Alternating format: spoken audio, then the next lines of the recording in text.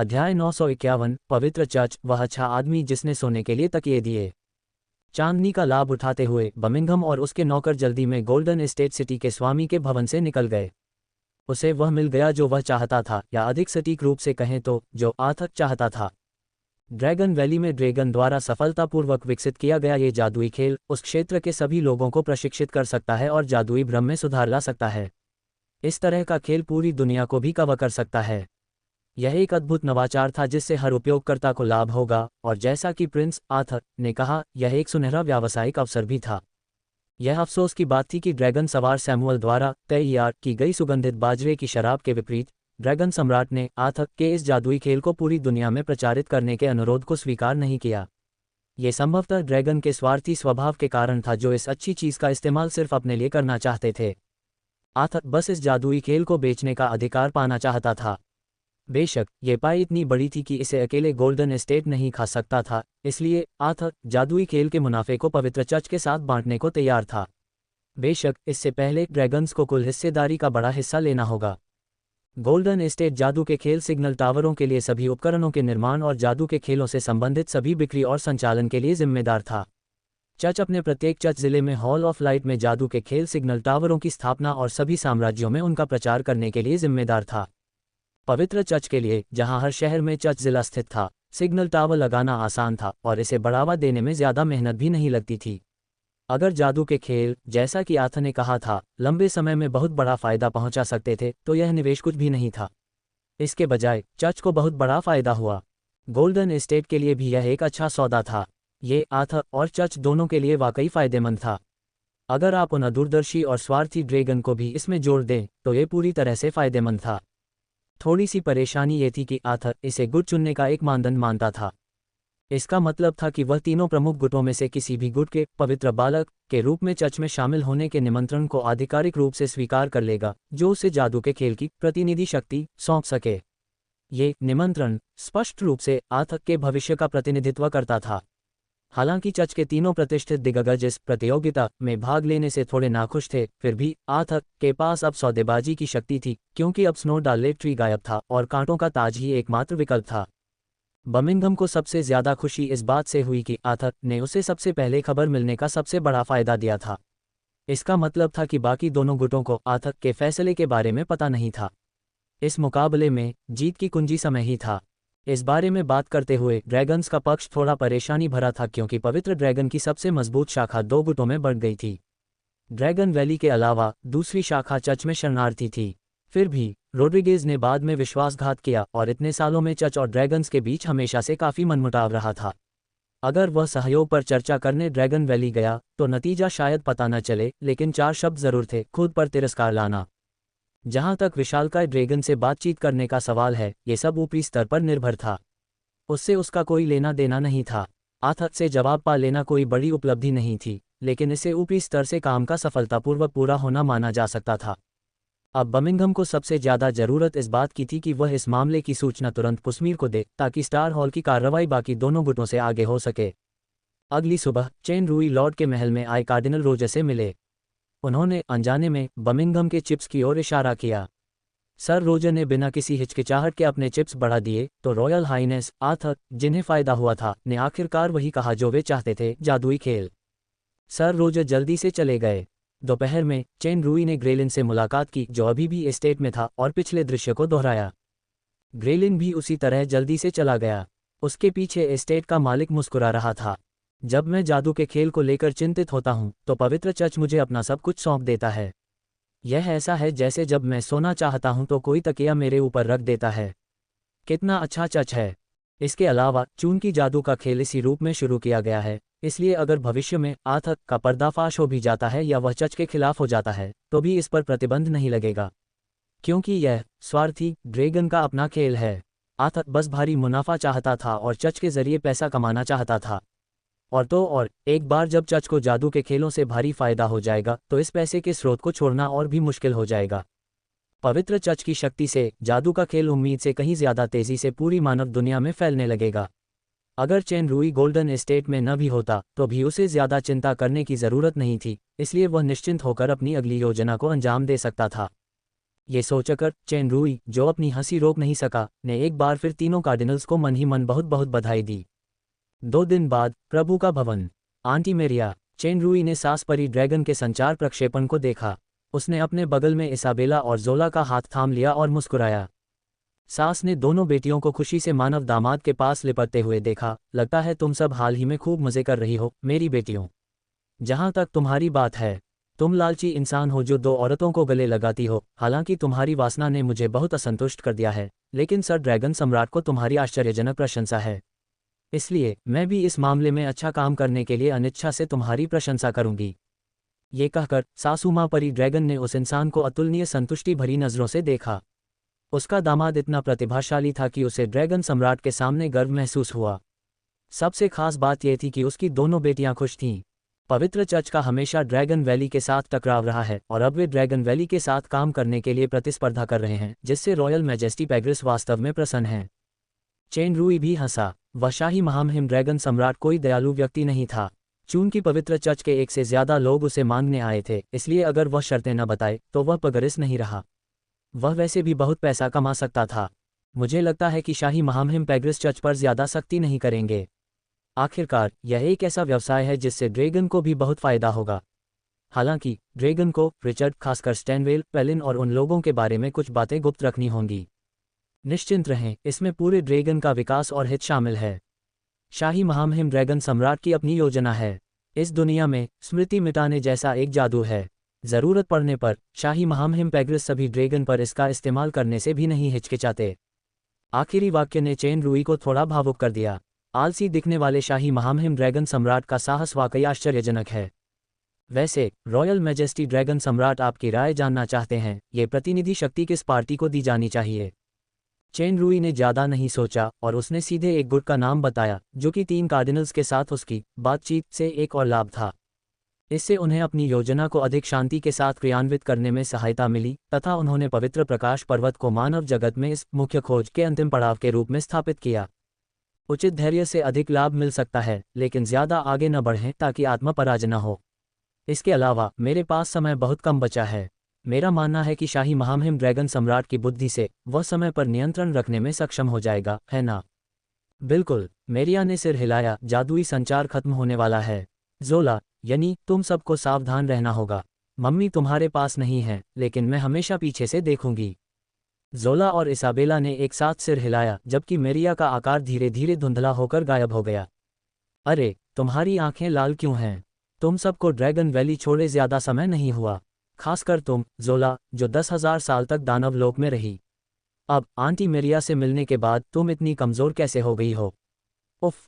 इससे पहले कि वह बोलना समाप्त कर पाता, उसकी कमर के कोमल मांस को बाईं और दाईं ओर से लगभग एक ही समय में नाखूनों से काट लिया गया। जोला, मैंने सुना है कि कोई अपनी मंगेतर से शादी करने के लिए ब्लू ग्लोरी एम्पायर जा रहा है। उस तथाकथित राजकुमारी पल का नाम लैंडबिस है। शेरबर्ट, जब मुख्य मुद्दों की बात आती है तो सुश्री फेरी ड्रैगन बनावटी हैरानी नहीं जताती। मैंने सुना है कि वह एक प्रसिद्ध मानव सुंदरी हैं। सच में, इस आदमी के लिए एक और औरत होगी। चेन रूई ने दोनों हाथों की उंगलियों को एक साथ जोर लगाते हुए महसूस किया और कमर का मांस अचानक 360 डिग्री घूम गया। दर्द से वह अपने दांत निकाले बिना नहीं रह सका। दरअसल वह मुझसे शादी ही नहीं करना चाहती। मैं तो बस उसके साथ एक सौदा करके 3 पवित्र अवशेषों में से एक होली ग्रेल हासिल करना चाहता हूँ। वो तुमसे शादी नहीं करना चाहती। इसाबेला मुस्कुराए और उसका हाथ छोड़ दिया। तुम्हें कैसे पता? लगता है इस मंगेतर से तुम्हारी मुलाकात अभी कुछ समय पहले ही हुई है। अंदाज़ा लगाओ, क्या ये तुम्हारा इंसानी दुनिया में पहला आना था? और इस दौरान उस पुराने प्रेमी का क्या हुआ जिससे तुम हमेशा यरोदिशा पैलेस में मिलती हो? क्या नाम है उसका? वेरोनिका। सुश्री फेरी ड्रैगन ने आग में घी डालना जारी रखा। ओह, समर्थन। मैंने उस जमाने के रॉयल हाइनेस थर्ड प्रिंस और उनकी पत्नी के बारे में कुछ कहानियां सुनी थीं। ऐसा लगता है कि कुछ बातें ऐसी हैं जो किसी ने हमसे छिपाई हैं। चेन रूई को लगा कि बचा हुआ हाथ ज्यादा जोरदार था और उसने मासूमियत से अपने बगल में खड़ी जोला को देखा। मिस फेरी ड्रैगन ने उसे एक स्तब्ध भाव से देखा, मानो कोमल मांस को मरोड़ने वाला हाथ किसी और का हो। जोला, क्या? घुमाना बंद करो। ओह, अधिक बल लगाओ। उद्धरण चिन्ह अल्पविराम उद्धरण चिन्ह। ठीक है, यह अपरिहार्य है कि पुरुष कभी कभी झूठ बोलते हैं, लेकिन ये सफ़ेद झूठ हैं। चेन रूई ने दोनों प्रेमियों को स्नेह से देखा, उस महिला के लिए अधिक शांति और खुशी के लिए जिसे मैं अपने दिल में सबसे अधिक महत्व देता हूँ। सुश्री फेरी ड्रैगन भावुक हो गईं और उन्होंने अपनी घातक उंगलियां छोड़ दीं। फिर उन्होंने मैडम आंटी की ओर देखा और दोनों ने अचानक एक साथ कहा, वह महिला कौन है जिसे आप सबसे अधिक महत्व देते हैं? चेन रुई, खैर ये तो बस बेमेल बातें थीं। इसकी चिंता मत करो। आखिर में नायक ने हरम की दोनों महिलाओं को फुसला लिया। जहां तक उसकी कमर पर 4 अर्धचंद्राकार लाल निशानों की बात है तो क्रिस्टल हरम के लिए यह बिल्कुल मामूली नुकसान था जिसे नायक के रक्त बलिदान की जरूरत थी। इसलिए सुश्री फेरी ड्रैगन ने संतुष्टि के साथ बंद कमरे में प्रशिक्षण जारी रखा। अब वह पाइथन के छद्म देवता आध्यात्मिक प्रभाव को पूरी तरह से आत्मसात कर चुकी थीं।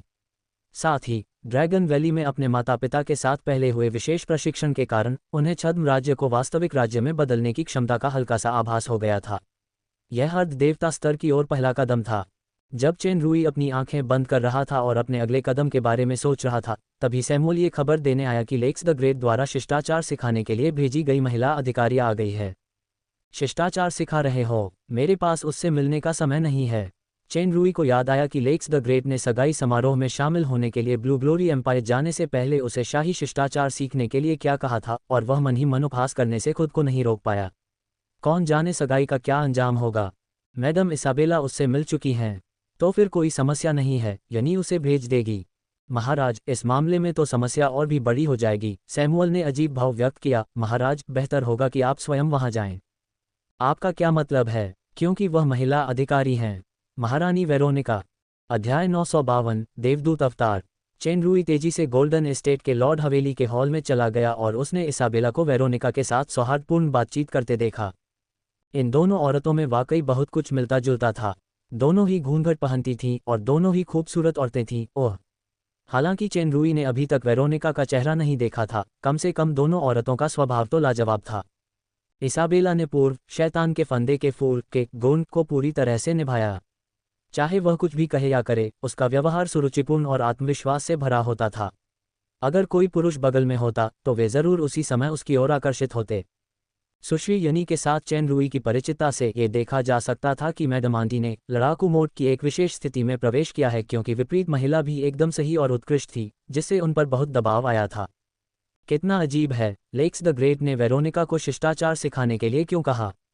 क्या यह एक रियायत है या ये जबरदस्ती का ही एक रूप है? खांसी। चेन रुई ने जानबूझकर खांसी और दोनों महिलाओं का ध्यान अचानक भटक गया। महामहिम। इसाबेला की उपस्थिति में वेरोनिका का नाम स्पष्ट रूप से बदल गया था। मुझे महामहिम ने महामहिम को शिष्टाचार सिखाने का आदेश दिया है। गुरुजी, मुझे आतक कहिए। चेन रुई ने वेरोनिका की बात काटते हुए कहा, यानी कोई बाहरी नहीं है। वह उस प्राचीन सभ्यता की संरक्षकों में से एक है जो मुझे विरासत में मिली है और मेरी सबसे प्रिय पत्नी है। जब वेरोनिका ने पत्नी शब्द सुना तो उसकी पुतलियां थोड़ी सिकुड़ गईं और उसके चेहरे पर आश्चर्य का भाव उभर आया। आपको आगे इनमें से एक शब्द जोड़ना चाहिए, इसाबेला ने मुस्कुराते हुए कहा। महाराज एक से ज्यादा औरतों को चाहते हैं, है ना? चेन रुई अजीब तरह से मुस्कुराया और वेरोनिका भी मुस्कुराई। लगता है लिटिल आर्थर सचमुच बड़ा हो गया है ना? मेरा छात्र और छोटा भाई। Little Arthur. इसाबेला ने गंभीरता से सिर हिलाया। यह एक अच्छा नाम है, मैं हमेशा से तुम्हें इसी नाम से बुलाना चाहती थी। दोनों महिलाएं एक दूसरे को देखकर एक साथ हंस पड़ीं। चेन रुई, जो एक तरह से शुभंकर की भूमिका निभा रही थी, अवाक रह गई। वेरोनिका ने सच्चे मन से प्रशंसा करते हुए कहा, सुश्री यनी का स्वभाव और आचरण अद्भुत है। आप जरूर किसी राजसी परिवार से आई होंगी। यह अनावश्यक लगता है कि महामहिम ने मुझे लिटिल आर्थर को शिष्टाचार सिखाने के लिए यहाँ आने के लिए कहा। कैसा शाही परिवार है, मैं तो बस एक खोए हुए साम्राज्य का अवशेष हूँ। इसाबेला की नीली आंखों में उदासी की झलक दिखाई दी। मेरे रिश्तेदार तो अब चले गए हैं। दानव में कुलीन परिवारों के शाही शिष्टाचार के संदर्भ में सुश्री यनी को प्रोफेसर स्तर का माना जा सकता है, लेकिन अगर इसे मानव दुनिया पर लागू किया जाता तो शायद यह उजागर हो जाता। जो भी हो, वह तो अब अतीत की बात हो चुकी है। वेरोनिका की आंखों में एक सौम्य भाव था। अगर सुश्री यनी को कोई आपत्ति न हो तो मैं आपको लिटिल आर्थर के साथ दरबारी शिष्टाचार के अध्ययन में भाग लेने के लिए आमंत्रित करना चाहूंगी। मुझे विश्वास है कि सुश्री यनी और मैं इससे लाभान्वित हो सकते हैं। क्या मैं कर सकती हूँ? इसाबेला ने अपनी मूल सुंदरता वापस पा ली और मुस्कुराते हुए चेन रुई की ओर देखा। चेन रुई देख सकता था कि सुश्री यनी की नज़र में साफ लिखा था, अगर तुम नहीं मानोगे तो तुम जरूर मर जाओगे। क्या इस समय मैं अब भी न कह सकता हूँ? शिष्टाचार का अध्ययन मूलतः एक उबाऊ काम था, लेकिन इसाबेला के साथ समय समय पर कुछ उचित अंतरालों के साथ यह एक प्रकार का मनोरंजन बन गया। आराम के दिन हमेशा बहुत जल्दी बीत जाते हैं। सुबह की शिष्टाचार की क्लास जल्द ही खत्म हो गई। सुबह बहुत सुहानी थी। वेरोनिका ने चेन रूई के साथ भोजन करने के निमंत्रण को अस्वीकार कर दिया। आर्थर यानी महामहिम की शाही रक्षक टीम शहर में इंतजार कर रही है और वे मुझे वापस ले जाएंगे, इसलिए आपको चिंता करने की ज़रूरत नहीं है। अगर महामहिम अपना मन नहीं बदलते तो मैं कुछ दिनों में वापस आ जाऊंगी, या आप मेरे शियोन पैलेस जा सकते हैं।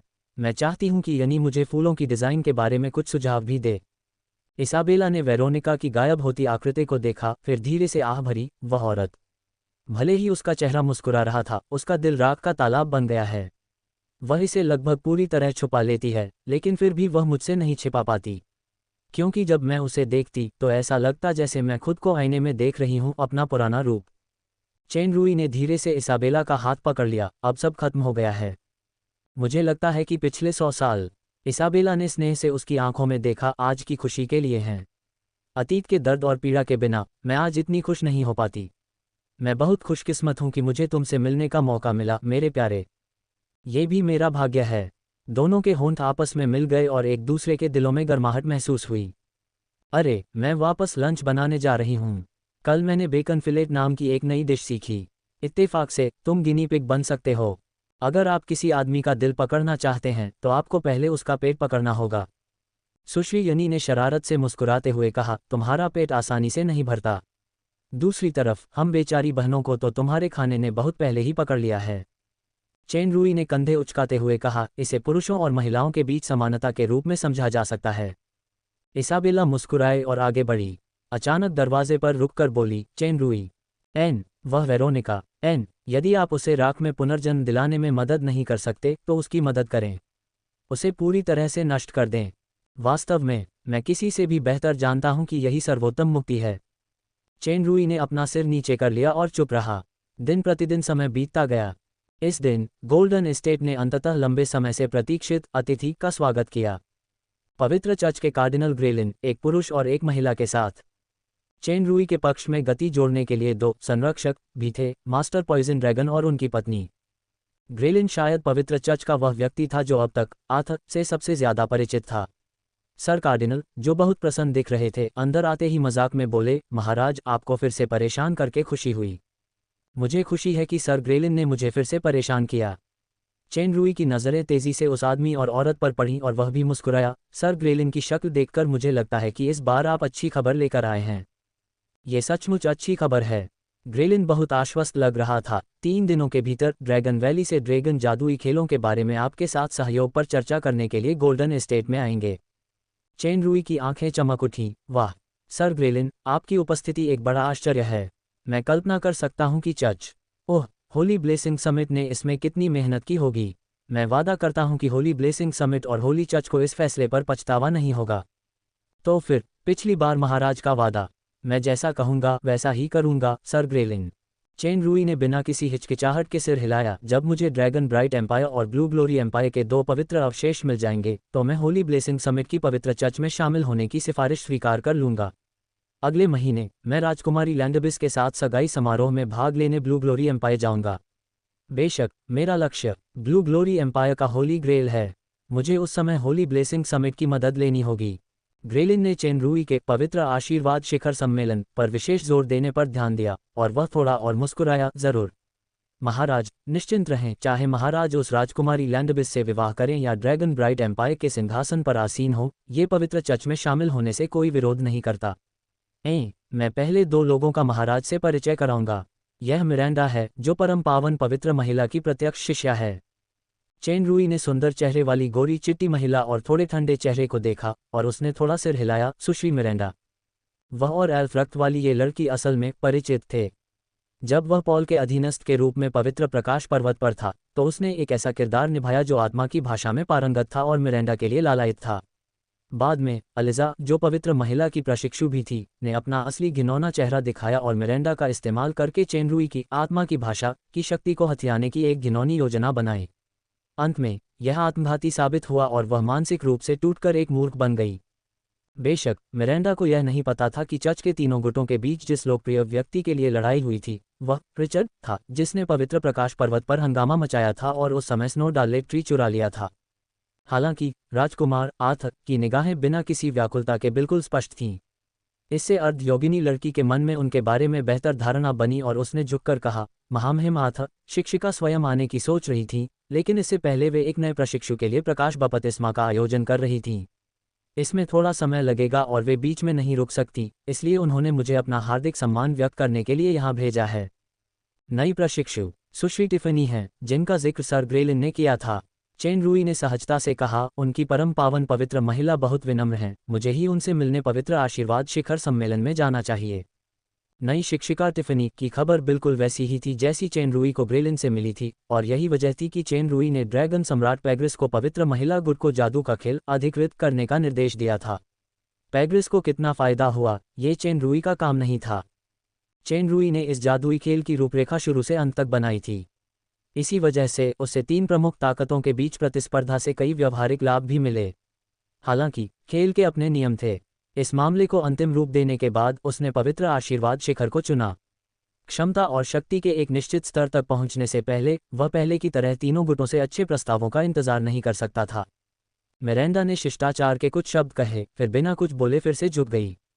ग्रेलिन ने काले बालों वाले आंखें बंद किए हुए उस व्यक्ति का परिचय चेन रूई से कराया। ये पवित्र आशीर्वाद शिखर सम्मेलन का पवित्र प्रकाश संरक्षक शूरवीर राफेल है। पवित्र प्रकाश पर्वत की 3 मुख्य चोटियों के अपने संरक्षक शूरवीर थे, जिन्हें 3 प्रकारों में विभाजित किया गया था: श्वेत दीप्ति, रजत वैभव और पवित्र प्रकाश। पवित्र प्रकाश सर्वोच्च स्तर का संरक्षक शूरवीर था। चेन रूई ने उस आदमी को गौर से देखा, उसकी आंखें थोड़ी सिकुड़ गईं, जिससे विस्मय का एक अत्यंत दुर्लभ भाव प्रकट हुआ। उसका स्वर भी कांप उठा। मुझे आश्चर्य है कि क्या हर पवित्र प्रकाश रक्षक शूरवीर इतना खास होता है। मुझे इस पवित्र प्रकाश रक्षक शूरवीर में एक अभूतपूर्व प्रकाश क्यों दिखाई दे रहा है। यह इतना उज्ज्वल और पवित्र है कि इसे सीधे देखना असंभव है। चेन रूई का भय और कांपना स्वाभाविक रूप से नकली था, उसे दिखावा करना पड़ा। जाति, देवदूत अवतार, व्यापक शक्ति मूल्यांकन, एसएसएस जोड़, शारीरिक बनावट, एसएसएस जोड़, ताकत, एसएसएस जोड़, आत्मा, एसएसएस जोड़, गति, एसएसएस जोड़, विश्लेषण, प्रकाश विशेषता, वायु विशेषता, संयम, दूर करना, उपचार का प्रकाश, आत्मा शक्ति, खतरे का स्तर अत्यंत उच्च। इस राफेल में अर्धदेवता की चरम अवस्था की शक्ति थी, फिर भी वह सिर्फ एक अवतार था।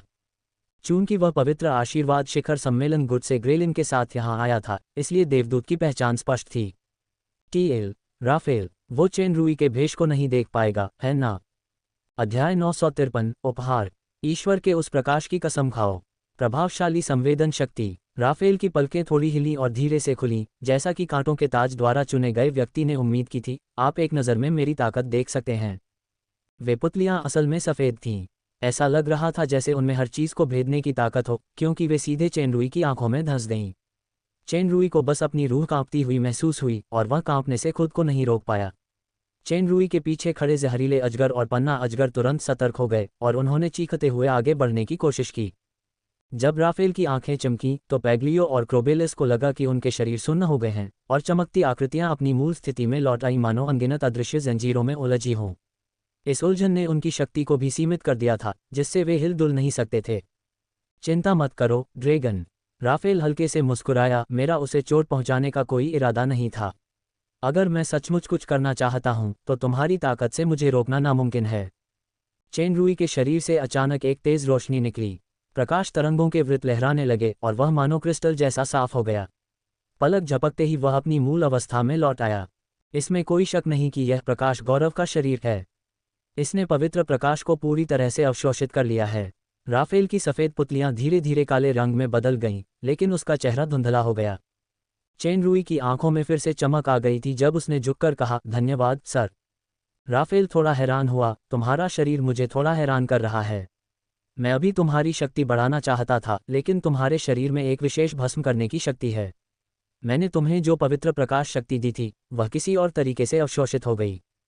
जी हाँ महोदय, यह आत्मा छाप शक्ति है जो मुझे प्राचीन कीमिया सभ्यता से विरासत में मिली है। चूंकि मैंने छाप की शक्ति को पूरी तरह से आत्मसात नहीं किया है, इसलिए छाप स्वतः ही बाहरी बल को कीमिया के महागुरु की अनुभूति में बदल देगी। मेरी शक्ति में फिलहाल कोई सुधार नहीं किया जा सकता। मैं बाहरी शक्तियों को तभी अवशोषित कर सकता हूं और अपनी शक्ति बढ़ा सकता हूं जब छाप पर मेरा पूर्ण नियंत्रण हो। प्राचीन कीमिया सभ्यता। कोई आश्चर्य नहीं कि तुम इतनी कम उम्र में ही यांत्रिक महागुरु बन गए। राफेल ने ठहरे हुए ड्रैगन जोड़े की ओर देखा। क्या ये दोनों ड्रैगन तुम्हारे संरक्षक हैं? चेन रूई ने सिर हिलाया और कहा, जहर ड्रैगन और पन्ना ड्रैगन। सच कहूं तो ये प्राचीन कीमिया सभ्यता द्वारा मेरे लिए छोड़े गए संरक्षक हैं।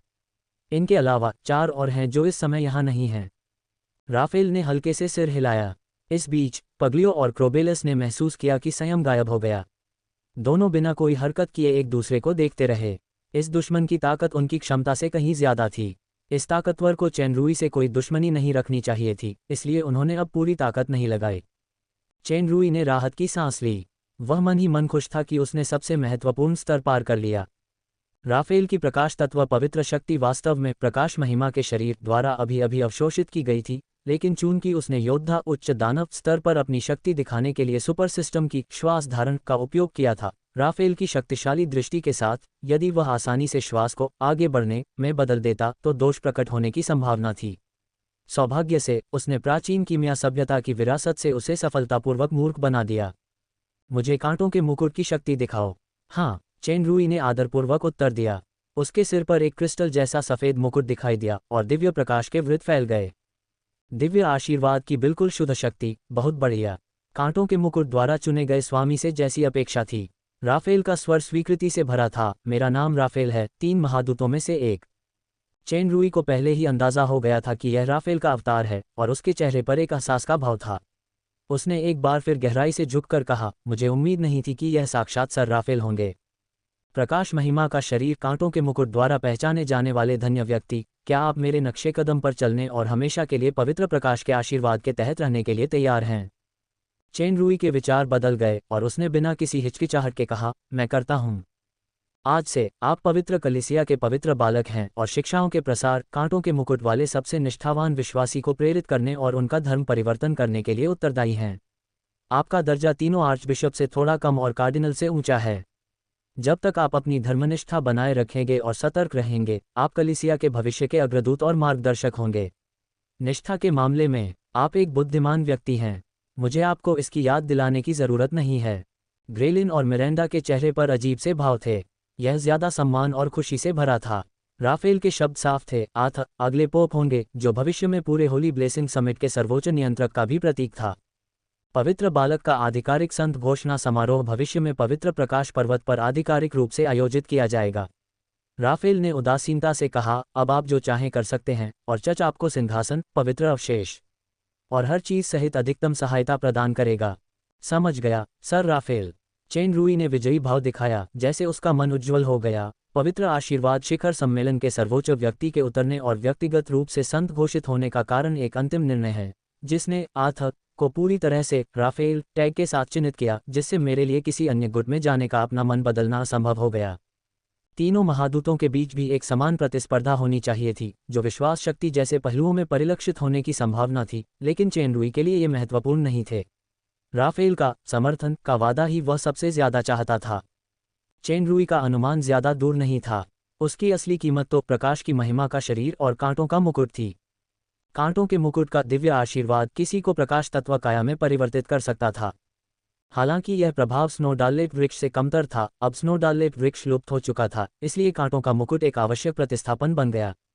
अन्यथा पवित्र कलीसिया अपनी रक्त निर्माण क्षमता खोने के बराबर होती और वह केवल 2 पवित्र साम्राज्यों के लोगों को ही कलीसिया की रीढ़ बना सकती थी। प्रकाश गौरव का शरीर 2 पवित्र अवशेषों के कारण 2 पवित्र साम्राज्यों में प्रकट हुआ। हालांकि कांटों के मुकुट के विपरीत, जिसका अपना रूपांतरण कार्य था, पवित्र ग्रिल और पवित्र प्रकाश वस्त्र में रूपांतरण कार्य नहीं था। बस इसकी अपनी पवित्र विशेषता रक्त वंश को प्रभावित करती और प्रकाश तत्व काया बनाने की एक निश्चित संभावना होती। ये संभावना अत्यधिक भाग्य पर निर्भर थी। इसकी संभावना कांटों के मुकुट से कहीं कम थी। स्नोडालेट ट्री के गायब हो जाने के बाद चर्च अब प्रकाश तत्व शरीर को परिवर्तित नहीं कर सका, इसलिए प्रकाश आशीर्वाद शरीर कम होता गया और प्रकाश महिमा शरीर और भी दुर्लभ हो गया। परंपरा के अनुसार पोप के लिए एक पूर्वापेक्षा प्रकाश महिमा शरीर थी। हालांकि वेंटिस अभी भी अपनी जगह पर था, प्रकाश तत्व शरीर के अभाव में चेन रूई पहले ही प्रकाश महिमा शरीर के साथ चर्च के उच्च स्तर के दर्शन में प्रवेश कर चुका था। इसलिए राफेल 3 महादूतों में से एक व्यक्तिगत रूप से इस प्रतिभा को भर्ती करने के लिए आएगा, जिसके पास शाही राजकुमार, आंतरिक मामलों की प्रतिभा, कीमिया ग्रैंड मास्टर, प्रकाश महिमा का शरीर और कांटों का ताज जैसे कई खिताब होंगे। राफेल ने सिर हिलाया, यहाँ 2 और चीजें हैं। पहली है पवित्र वलय बिल्ला।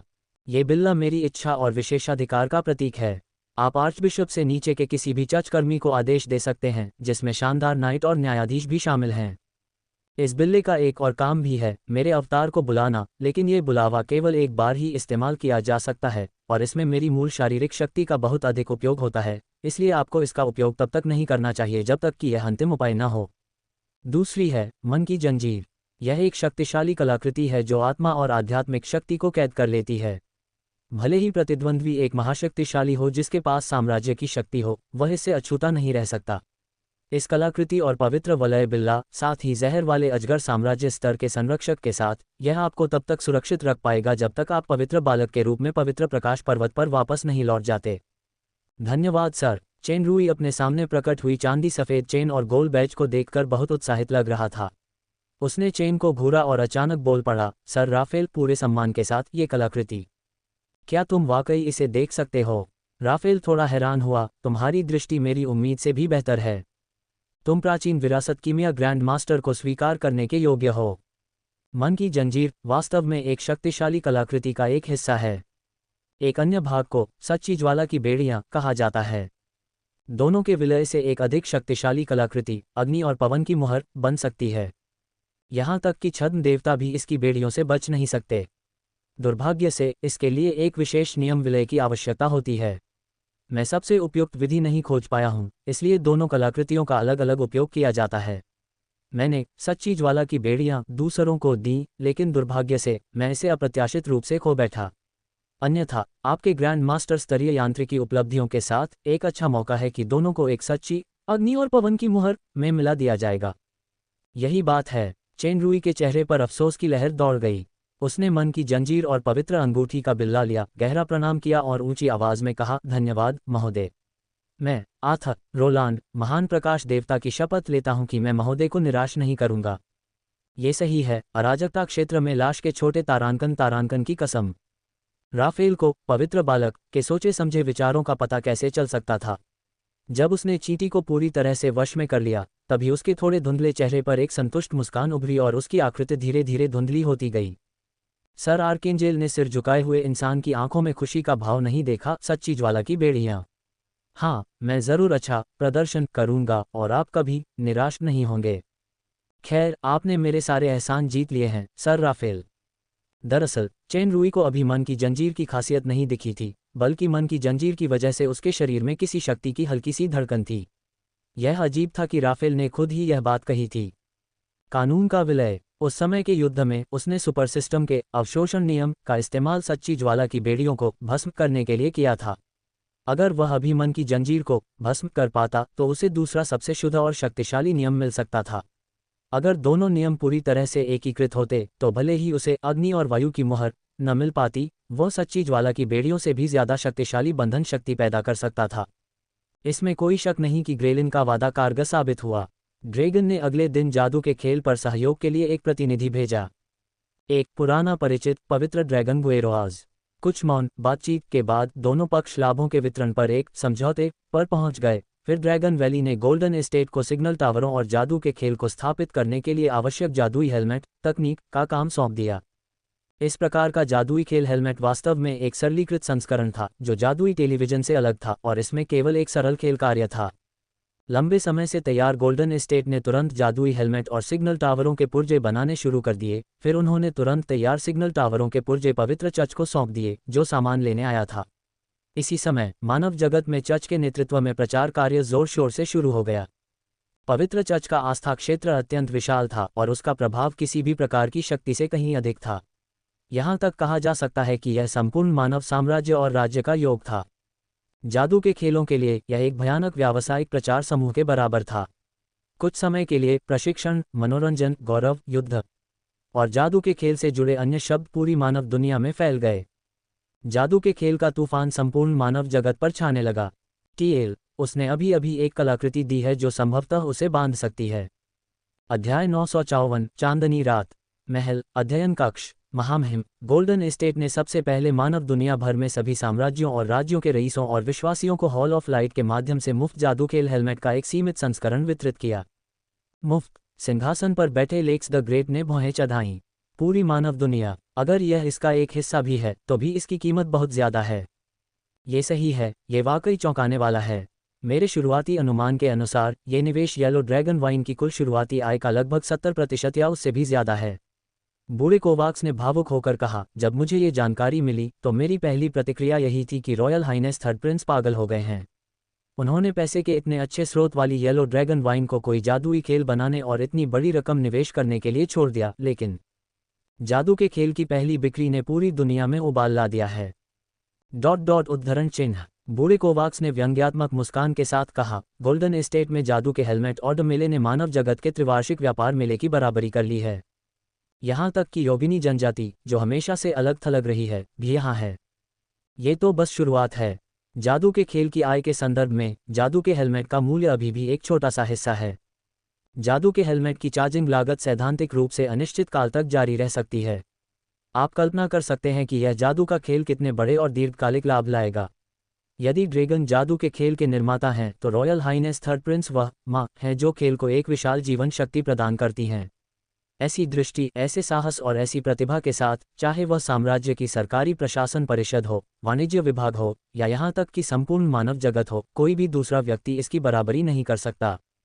30 सालों में पहली बार मैंने तुम्हें किसी की इस तरह तारीफ करते सुना है।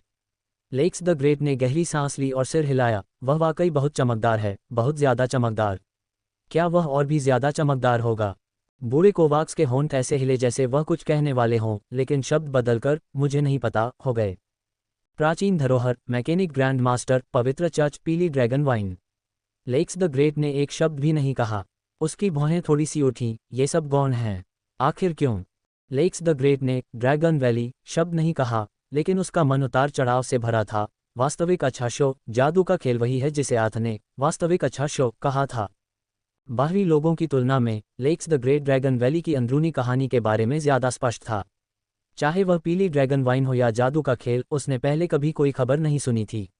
उसने बस इतना सुना था कि लगभग 1 साल पहले ड्रैगन स्टॉर्म आइलैंड के साथ एक सहयोगी बन गए थे और उन्होंने ड्रैगन और ड्रैगन सवारों की परीक्षा लेने के लिए स्टॉर्म आइलैंड के किसी तरह के प्राचीन भ्रम का इस्तेमाल किया था। इस प्राचीन भ्रम का जादू के खेल से क्या लेना देना है? इसका प्राचीन कीमिया सभ्यता से क्या संबंध है? तो यहाँ तक कि ड्रैगन भी। मुझे नहीं पता, बूढ़े कोवाक्स ने जवाब दिया। उसका सिर और भी नीचे झुक गया। किसी को समझ नहीं आ रहा था कि वह जवाब लेक्स द ग्रेट के क्यों की ओर इशारा कर रहा था या उसके अनकहे नाम की ओर। आप वास्तव में नहीं जानते, लेक्स द ग्रेट ने उसे एक अर्ध मुस्कुराहट दी, जैसे कि बूढ़े दरबारी के मन को पढ़ रहे हों, क्योंकि आप सिर्फ ओल्ड कोवाक्स हैं और वह आथ है। आथ, रोलैंड। बूढ़े कोवाक्स ने कुछ अनावश्यक रूप से कहा, लेकिन लेक्स द ग्रेट सोच में डूबा हुआ था। सीट के आर्मरेस्ट पर उसकी दाहिनी तर्जनी लगातार टैप कर रही थी। एक पुराने पादरी के रूप में जिसने कई वर्षों तक सेवा की थी, बूढ़े कोवाक्स के मन में एक सिहरन सी दौड़ गई। महामहिम को ऐसी आदतन हरकतें करने की आदत सिर्फ 2 ही स्थितियों में होती थी। पहली थी चिंता, दूसरी थी हत्या का इरादा। किसी भी तरह से बूढ़ा कोवैक्स कांप उठा। लेक्स द ग्रेट ने हाथ हिलाया और ओल्ड कोवाक्स झुककर पीछे हट गया। अनजाने में उसके माथे से ठंडे पसीने की एक बूंद टपक पड़ी। ड्रैगन ब्राइट एम्पायर का शासक उठा, अध्ययन कक्ष में इधर उधर टहलता रहा, अचानक सिर घुमाया और बगल वाली दीवार पर लगे चित्र पर नजर पड़ी। वह गरिमामयी और सुंदर स्त्री खिड़की से आ रही चांदनी में नहा रही थी और उसकी ओर देखकर मुस्कुरा रही थी। उसी चांदनी के नीचे शियोन पैलेस, बगीचे में लॉरेल पेड़ के नीचे। यह आखिरी शिष्टाचार क्लास है। वेरोनिका मुस्कुराते हुए बैठ गई। दुर्भाग्य से यनी आज नहीं आई। मैंने उसका पसंदीदा गुलाब केक बनाया है। चेन रूई ने खाली प्लेट की ओर देखा और मुस्कुराते हुए कहा, तो मैं उसके इस पछतावे का समाधान कर दूंगा। वेरोनिका ने गुस्से से उसकी तरफ देखा। तुम्हें यनी के पास वापस ले जाने के लिए कुछ बचाना भी नहीं आता। इंसान इतना स्वार्थी नहीं हो सकता। हाँ, चेन रूई की हथेली पर 2 नाजुक केक दिखाई दिए। टीचर को बेवकूफ़ बनाया गया। मैंने चुपके से स्पेस रिंग में 2 टुकड़े छिपा दिए थे। तुम? वेरोनिका मुस्कुराए और सिर हिलाया। अचानक एक छोटा कप उसके हाथ में थमा दिया गया। टीचर, ये वही पुडिंग है जो मैंने यहाँ आने से पहले बनाई थी। यह एक बहुत ही अनोखा नाश्ता है। आप इसे ज़रूर ट्राई करें। क्या तुमने इसे खुद बनाया है? वेरोनिका ने फलों की खुशबू वाली उस अजीब मिठाई को आश्चर्य से देखा। उसने चम्मच उठाया, एक टुकड़ा उठाया और मुंह में डाल लिया। उसकी आंखें हल्की सी चमक उठीं। ये बहुत स्वादिष्ट है। जब तक शिक्षक को ये पसंद आएगा, मैं भविष्य में अक्सर आपके लिए इसे बनाऊंगा। वेरोनिका ने अपने हाथों में पुडिंग को देखा और उसकी आंखें अचानक लाल हो गईं। उसने अपना सिर नीचे कर लिया। अध्यापक, कोई बात नहीं, मुझे बस गर्मी लग रही है। वेरोनिका ने अपना सिर उठाया। उसकी आंखों का अजीबपन बहुत पहले ही गायब हो चुका था और वह अब भी मुस्कुरा रही थी। टीचर बहुत खुश हैं क्योंकि मुझे बहुत समय से ऐसा महसूस नहीं हुआ था। गुरुजी, अगर आप चाहें तो मैं हमेशा आपके साथ चल सकता हूँ। क्या होगा अगर? वेरोनिका की मुस्कान और भी उदासीन हो गई। मैं उस खाई में गिर गई जहाँ सूरज की रोशनी नहीं है। रसातल। चेन रूई ने सीधे उसकी आंखों में देखा और धीरे से अपने हाथ बढ़ाए। फिर मैं इन हाथों का इस्तेमाल तुम्हें रसातल से बाहर निकालने के लिए करूंगा। वेरोनिका की उंगलियां कांप उठीं। उसने धीरे से अपने हाथ ऊपर उठाए मानो उसके फैले हुए हाथों तक पहुंचने के लिए, लेकिन आखिरकार उसने दिशा बदली और उसके चेहरे को छुआ। हाथ ने धीरे से चेहरे को सहलाया। यह उतना ही गर्म था जितना आथक को याद था।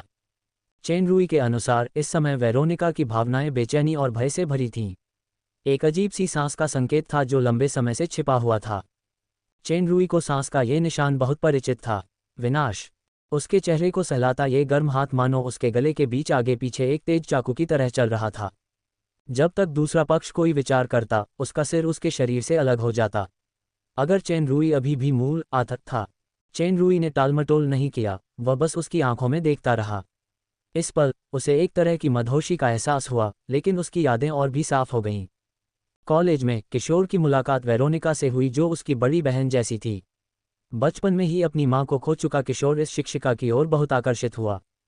वहां न तो कोई पहचान का दबाव था, न ही कोई बेवजह बुरे विचार। बस एक दिल था जो देखभाल और नज़दीकी की चाहत रखता था। सच्ची भावनाएं हमेशा लोगों को प्रभावित कर सकती हैं। वेरोनिका, जो हमेशा से ही एकांतप्रिय रही थी, ने आखिरकार इस छोटे भाई को स्वीकार कर लिया। शुरुआत में यह एक बहुत ही पवित्र भाई बहन का रिश्ता था और वह आथ के लिए सबसे खुशहाल 2 साल थे। उम्र बढ़ने के साथ युवक का मन धीरे धीरे बदल गया। उसकी जिंदगी में बीमारी से मरी उसकी मां के अलावा कोई भी महिला वेरोनिका की जगह नहीं ले सकती थी। जब तक शादी की घोषणा नहीं हो गई। गर्म हाथ हट गए और लड़के के आंसुओं से दृश्य धुंधला हो गया। वह बारिश का सामना करते हुए ड्रैगन ब्राइट साम्राज्य की ओर वापस भागा। इसके बाद वह लेक्स द ग्रेट के शयन कक्ष के बाहर घुटनों के बल बैठकर 3 दिन तक भीख मांगता रहा, जब तक कि वह कोमा में नहीं चला गया और गंभीर रूप से बीमार नहीं हो गया। दुर्भाग्यवश उस परिणाम को अभी भी बदला नहीं जा सका। वेरोनिका उसकी आंखों से अतीत की इन घटनाओं को देख रही थी और एक और भावना उभरने लगी। वह विनाश और भय से उलझी हुई थी, एक गतिरोध पर अटकी हुई। विनाशकारी सांस और अधिक मजबूत होती गई, मानो वह तुरंत ही फूट पड़ेगी। चेन रूई की स्टार पावर चार्ज की गई, लेकिन अप्रत्याशित रूप से न तो नरसंहार हुआ और न ही विनाश हुआ। केवल 2 कांपते हुए होंठ हल्के से उसके चेहरे पर दब गए। घूंघट के बावजूद वह अभी भी गर्मी महसूस कर सकता था, जैसे कि आत्मा भी उसमें पिघल सकती हो। धीरे धीरे गर्माहट गायब हो गई। तुम कल ब्लू ग्लोरी एम्पायर जा रही हो। ये तुम्हारे गुरु की ओर से विदाई है। अगर भविष्य में तुम्हारी शादी हुई तो यहाँ दोबारा मत आना। राजकुमारी लैंडबिस के साथ साथ यनी और जोला का भी अच्छा ख्याल रखना। गुरुजी। चेन रूई ने स्पष्ट रूप से महसूस किया कि इस समय भयंकर संघर्ष की शक्ति कमजोर होने के बजाय और मजबूत हो गई है। दूसरा हाथ, जिसे उसने पीठ के पीछे छिपा रखा था, कांपते हुए मुट्ठी में भींच लिया। हाथ के पिछले हिस्से की त्वचा पर अजीब सी दरारें दिखाई देने लगी थीं। हथेली में दबी उंगलियां मांस में गहराई तक धंस गई थीं। खून के निशान रिसकर जमीन पर टपक रहे थे। उस सौम्य मुस्कान को देखकर यदि उसे पता न होता कि अभी क्या हुआ है, तो वह सोचता कि यह एक साधारण चुंबन मात्र था। शांत और गर्म, एक और परिचित एहसास। स्मृति में जो टुकड़े टूट गए थे वे धीरे धीरे ठीक हो रहे थे। जाओ, मेरी तबीयत थोड़ी ठीक नहीं है। मुझे आराम करने की ज़रूरत है। वेरोनिका की आवाज़ शांत थी। चेन रूई ने धीरे से उसके चेहरे को सहलाया जिसे अभी अभी चूमा गया था, और उसने उसे गहरी नज़र से देखा। वेरोनिका, मेरा इंतज़ार करो। इस समय उसने उसे शिक्षक कहने के बजाय सीधे उसका नाम पुकारा और मुंह मोड़ लिया। कुछ कदम चलने के बाद वेरोनिका के पास की पंखुड़ियां अचानक पाउडर में बदल गईं। मानो उसे इस बात का ध्यान ही न रहा हो, वह बिना पीछे देखे ही शियोन पैलेस से बाहर चला गया। जैसे ही चेन रूई गायब हुई, वेरोनिका के पास का स्थान अचानक बदल गया, एक रक्त लाल दुनिया में बदल गया। उसके गले से एक भयानक दहाड़ निकली और एक भयंकर शक्ति फूट पड़ी, मानो कोई राक्षस भड़क उठा हो। आकाश फट गया और पूरा स्थान हिल गया। दूर से नौकरानियों की नज़र से वे इसे बिल्कुल नहीं देख पा रही थीं। गौर से देखने पर भी वे बस इतना देख पा रही थीं कि एक पेड़ के नीचे छाया का आकार थोड़ा विकृत हो गया था और गिरी हुई पंखुड़ियां एक के बाद एक गायब हो रही थीं। उन्हें अंतरिक्ष में असली बदलाव का अंदाजा नहीं था। काफी समय के बाद रक्तलाल अंतरिक्ष में भयानक अशांत शक्ति अचानक बंद हो गई। बस वो धुंधली सी सुंदर आकृति बची थी, अपने कंधों को अपने भयानक पंजों में बदल चुके हाथों से थामे हुए। वो कांपती हुई बैठ गई और टूटे पंखों वाली एक अकेली जंगली हंस की तरह सिकुड़ गई। गहरी चांदनी में दूर से एक जोड़ी तारे जैसी आंखें चुपचाप ये दृश्य देख रही थीं। टीएल, सितारों जैसी आंखें। राजकुमारी लैंडरबिस। अध्याय 955, उस समय का सत्य। शिक्षक, आपको क्या हुआ? लड़के ने आश्चर्य से उस महिला की ओर देखते हुए पूछा, जो थोड़ी अजीब थी। शिक्षक, ठीक हैं। महिला की आवाज़ शांत और कोमल थी, लेकिन उसके कांपते कंधों ने उसे धोखा दे दिया। किशोर ने उस महिला की असामान्यता को गौर से देखा। हालांकि उसकी शादी उसके चाचा से जबरदस्ती करवाई गई थी, फिर भी उसके दिल में वह हमेशा उसकी सबसे करीबी और सबसे प्यारी बहन और गुरु रहेगी। भले ही उसे थोड़ा दर्द होता, पर वह उसके दिल में छुरा घोंपती हुई सी लगती।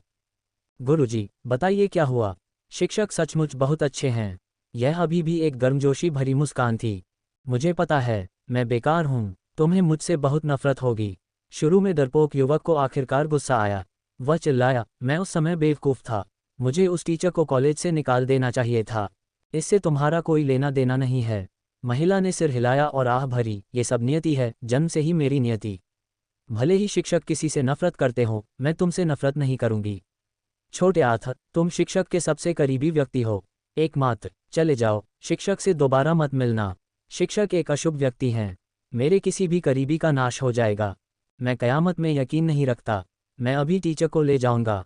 इस पिंजरे से बाहर निकलो, चाहे मुझे सब कुछ छोड़ देना पड़े। सब कुछ, हर चीज़ से नफरत करो, हर चीज़ को नष्ट कर दो। महिला के कंधे और भी ज्यादा कांप उठे और वह रसातल की तरह ठंडे स्वर में बुदबुदाने से खुद को नहीं रोक सकी। सबसे महान नफरत को सहते हुए कोई भी आत्मिक दोष नहीं छोड़ा जा सकता। गुरुजी, आपने क्या कहा? तुम जल्दी जाओ। महिला का शरीर कांप रहा था और उसकी सांसें थोड़ी तेज हो गई थीं। शिक्षक, लड़का जल्दी से महिला की सहायता के लिए आगे बढ़ा। महिला ने गहरी सांस ली और उसका शरीर फिर से स्थिर हो गया।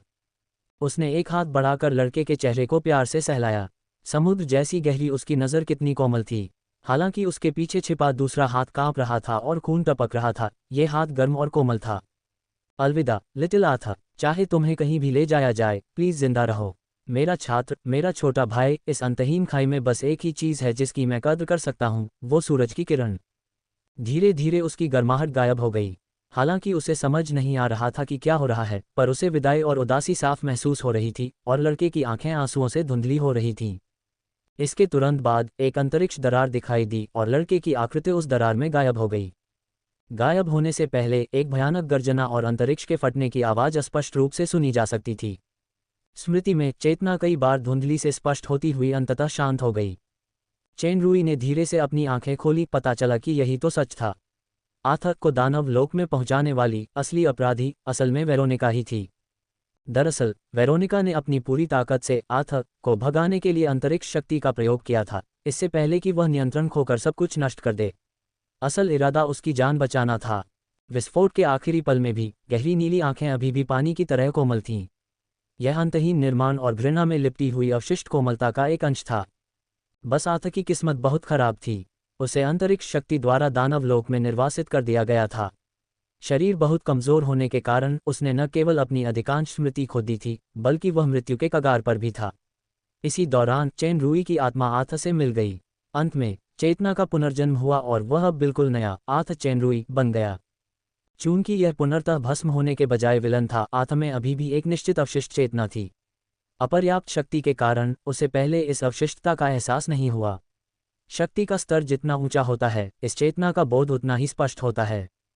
ताकत जितनी ज्यादा होगी, रास्ता उतना ही कठिन होगा। हर बारी की समग्र स्थिति को प्रभावित करने के लिए पर्याप्त थी। उच्चतर क्षेत्र तक पहुंचने के लिए चेन रुई को सभी अनावश्यक कारकों को हल करना होगा और आथ की चेतना उनमें से एक थी। वेरोनिका सबसे बड़ा जुनून है और अब ऐसा लगता है ये जुनून वास्तव में अपने नाम के अनुरूप है। वास्तव में वह केवल वेरोनिका ही नहीं थी जिसके प्रति वह इतना आसक्त था कि उस पर प्रभाव डाल सके, बल्कि एक और व्यक्ति था जिसे आथ प्यार करता था और नफरत भी करता था। मानव मन सबसे अप्रत्याशित चीज़ है। ऐसा लगता है कि सबसे कठिन मिशन पवित्र प्रकाश पर्वत पर अंतिम पड़ाव नहीं है, बल्कि ड्रैगन ब्राइट साम्राज्य पर पहला पड़ाव है। हालांकि अब वह स्थायी रूप से पहले पड़ाव को छोड़ चुका था और दूसरे पड़ाव ब्लू ग्लोरी एम्पायर की ओर जा रहा था। एक मंगेतर थी जिसने 7 साल तक इंतजार किया था और वह एक पुरानी दोस्त भी थी जिससे वह कई बार मिल चुका था। जादू के खेल की बिक्री अब स्थिर हो गई है। पवित्र चच की लोकप्रियता वाकई बहुत मजबूत थी। जादू के खेल की चर्चा सुगंधित बाजरे की शराब से कहीं ज्यादा थी। हालांकि चेन रूई अब गोल्डन एस्टेट में नहीं थे, लेकिन इसाबेला और सैमुअल और दूसरे लोग वहां थे। अगर वह चले भी जाते तो भी जादू के खेल के विकास और वृद्धि में कोई समस्या नहीं होती। जोला, पगलियो और डोडो इस दल के संरक्षक बन गए। जोला को सुश्री यनी से गुप्त समाचार मिला। इस यात्रा का उनका सबसे बड़ा उद्देश्य किसी व्यक्ति और उसकी मंगेतर के बीच कुछ मामलों की निगरानी करना था। मास्टर स्लाइम कुछ समय से गोल्डन एस्टेट में था और वह वहां रहकर थोड़ा ऊब गया था, इसलिए उसने ईमानदारी से कहा कि मैं मास्टर के पीछे चलना चाहता हूं। दरअसल उसने खाने पीने और मौज मस्ती का आनंद लेने के लिए मास्टर के पीछे चलने की योजना बनाई थी। मास्टर पॉइजन ड्रैगन मूल रूप से अपनी पत्नी को टूर ग्रुप में शामिल करना चाहता था, लेकिन सुश्री एमरल्ड ड्रैगन बंद कमरे में प्रशिक्षण के लिए गोल्डन एस्टेट में ही रुकी रहीं क्योंकि उनकी ताकत खत्म हो गई थी। क्रोबेलस ने कानून के टुकड़े की शक्ति को पूरी तरह से पचा लिया था और राज्य निर्माण से दूरी बस एक कदम की रह गई थी। कुछ दिन पहले खाना खाते समय सुश्री बेट्टी ने अचानक अपनी शक्ति का प्रदर्शन किया और सारा खाना खा लिया। फिर उन्होंने बंद कमरे में आत्मज्ञान का प्रशिक्षण शुरू कर दिया। इस तरह से आगे बढ़ने पर चेन रूई थोड़ा अवाक रह गए। खाने के शौकीनों की उन्नति। सुरक्षा की बात करें तो चिंता की कोई बात नहीं थी। अब गोल्डन एस्टेट में एक ड्रैगन का राज था। वह था पवित्र ड्रैगन गुएरोस, ड्रैगन का सहयोगी प्रतिनिधि। हालांकि बूढ़े ससुर एल्फ राजा उसे एक प्राणघातक शत्रु मानते थे और चेन रूई से पराजित थे, फिर भी यह अर्धदेव स्तर का ड्रैगन एल्डरजोला चेन रूई और अन्य जूनियर्स के प्रति काफी अच्छा था। उसकी सुरक्षा में गोल्डन एस्टेट में कुछ भी गड़बड़ नहीं हो सकती थी। सबसे बुरी बात यह थी कि वह इसाबेला और सैमुअल को ड्रैगन वैली में वापस ला सकता था। वेरोनिका, मेरा इंतजार करो, हम फिर मिलेंगे। मैं तुम्हारा असली रूप देखूंगा, शायद असली मैं के साथ इन हाथों से। चेन रूई के चेहरे पर एक मुस्कुराहट उभरी। मालिक, मुस्कुराना बंद करो। तुम्हारे हाथों में ऐसा क्या है? तुम तो ये खेल हारने वाले हो। कीचड़ की आवाज सुनाई दी। पगलियों की आत्मसंतुष्ट हंसी सामने से आए। हा, कैसा जादुई ताश का बादशाह। अभी तो दिखावा नहीं कर रहे हो। अभी मास्टर पॉइजन ड्रैगन तुम्हारी मुख्य सेना को कैसे खा गया? अरे जोला, तुम इसके लिए धोखा कर रही हो। पता चला कि वे गाड़ी में प्राचीन जादुई ताश का खेल फेट शोडाउन खेल रहे थे। पगलियो असल में नया था, लेकिन अभी वह लत लगने की अवस्था में था और उसकी रुचि काफी बढ़ गई थी। चेन रूई की व्याकुलता का फायदा उठाते हुए जहर ड्रैगन ने चेन रूई की मुख्य सेना के नेतृत्व में सभी गौरवशाली शूरवीरों को मारने के लिए एक दल भेजा। जहर ड्रैगन की सेना जीत के बाद पीछा करते हुए सीधे महल के स्थान पर पहुंच गई। चेन रूई के बगल में बैठी सुश्री परी ड्रैगन जहर वाले ड्रैगन के विजयी खलनायक भाव को देख नहीं पाई, इसलिए उन्होंने उस पर बिल्कुल सही शक्ति से बिजली का प्रहार किया। नतीजतन मास्टर जहर ड्रैगन के बाल खड़े हो गए और एक गुंडा शैली के विस्फोटक सिर में बदल गए। ज्यादा खुश मत हो नौसिखिया। चेन रूई ने सुश्री फेरी ड्रैगन का जैड हाथ हिलाया, ये संकेत देते हुए कि उसे ऐसे नौसिखिया के लिए अपनी पत्नी की आवश्यकता नहीं थी। इसमें कोई शक नहीं कि मास्टर जहर ड्रैगन अब और नहीं हंस सकता था। उसकी सेना के उस स्थान पर पहुंचने के बाद वहां कोई किला नहीं था, बल्कि रक्षात्मक मीनारों का एक बड़ा क्षेत्र था जिससे पूरी सेना का सफाया हो गया। उसी समय एक रजत रानी की टीम ने कुछ चैंपियन तलवारबाजों के साथ मिलकर जहर ड्रैगन के अपने स्थान पर उपचार सक्रिय करते हुए घरों को ध्वस्त कर दिया, जिससे सभी रक्षा और संसाधन भवन जैसे रक्षा मीनार, फार्म हाउस, लॉगन यार्ड इत्यादि ध्वस्त हो गए। जहर ड्रैगन के पास सैकड़ों निर्माण योग्य सैनिक थे, उसके पास उन्हें बनाने के लिए पैसे नहीं थे, इसलिए वह केवल सबसे साधारण चैंपियन तलवारबाजों को अपने प्रभाव क्षेत्र में उन्हें खुलेआम ध्वस्त करते हुए देख सकता था। जिन भवनों को बनाने और उन्नत करने में बड़ी मेहनत लगी थी, उन्हें एक एक करके ध्वस्त कर दिया गया। ये प्रक्रिया देखने में काफी दर्दनाक थी। मास्टर जहर ड्रैगन पूरी तरह से अपना आपा खो बैठा और हार मान ली। चालाक इंसान, तथाकथित दिखावा तो बस तुम्हारा ध्यान खींचने के लिए है, नौसिखिए। असली मारक चाल तो बाद में आती है। अगर तरीका सही हो तो छोटी सी ताकत भी पूरी लड़ाई बदल सकती है। चेन रूई ने स्पष्ट रूप से कहा। किसी को समझ नहीं आया कि वह पोकर गेम की बात कर रहा था या किसी और चीज की। सुश्री फेरी ड्रैगन ने निराश मास्टर पॉइजन ड्रैगन पर एक प्रदर्शनकारी नजर डाली, फिर वह चेन रूई के कंधे पर आराम से झुकी रही। मास्टर सचमुच बहुत खूबसूरत हैं। मास्टर स्लाइम ने जल्दी से खुशामद की और एक हाथ ने चुपके से शराब की बोतल निकाली और एक घूंट लिया। ये पगलियों की शराब थी। यद्यपि सवारी एक गाड़ी थी, इस स्वतंत्र अंतरिक्ष वस्तु में अशांति की डिग्री बहुत कम थी, इसलिए यह एक साधारण कमरे की तरह ही था। इसी समय किसी ने दरवाजा खटखटाया। वह प्रोयो था। प्रोयो देखने में लगभग 20 साल का नौजवान लग रहा था, लेकिन उसकी असली उम्र 30 साल के आसपास थी। उसकी ताकत छद्म संत दानव सम्राट थी और वह साम्राज्य की ड्रैगन स्केल सेना का उपसेनापति था। उसे इस अनुरक्षण दल का नेता नियुक्त किया गया था। इसके अलावा 2 संत दानव अधिपति महाशक्तियां, बैडल और कार्डो और ड्रैगन स्केल सेना के दर्जनों कुलीन लोग भी थे जो सभी प्रोयो के आदेश का पालन करते थे। प्रोयो काम करने में सक्षम था और उसका स्वभाव खुशमिजाज था, जिससे पहली नज़र में ही अच्छा प्रभाव पड़ा। वैसे भी वह फ्रेया का मंगेतर भी था, इसलिए चेन रुई का व्यवहार ज्यादा दोस्ताना था। डोडो का हाथ कुछ मीटर आगे बढ़ा और दरवाज़ा खुल गया। प्रोयो ने मेज पर जादुई पत्ते देखे और एक पल के लिए वह स्तब्ध रह गया, फिर बोला, महाराज, हम यांगशाओ राजधानी पहुंच गए हैं। इस बीच एक अन्य स्थान पर एक और चेन रुई ने अपनी आंखों में एक भयावह लाल बत्ती चमकाते हुए एक अंतर्निहित मुस्कान दिखाई।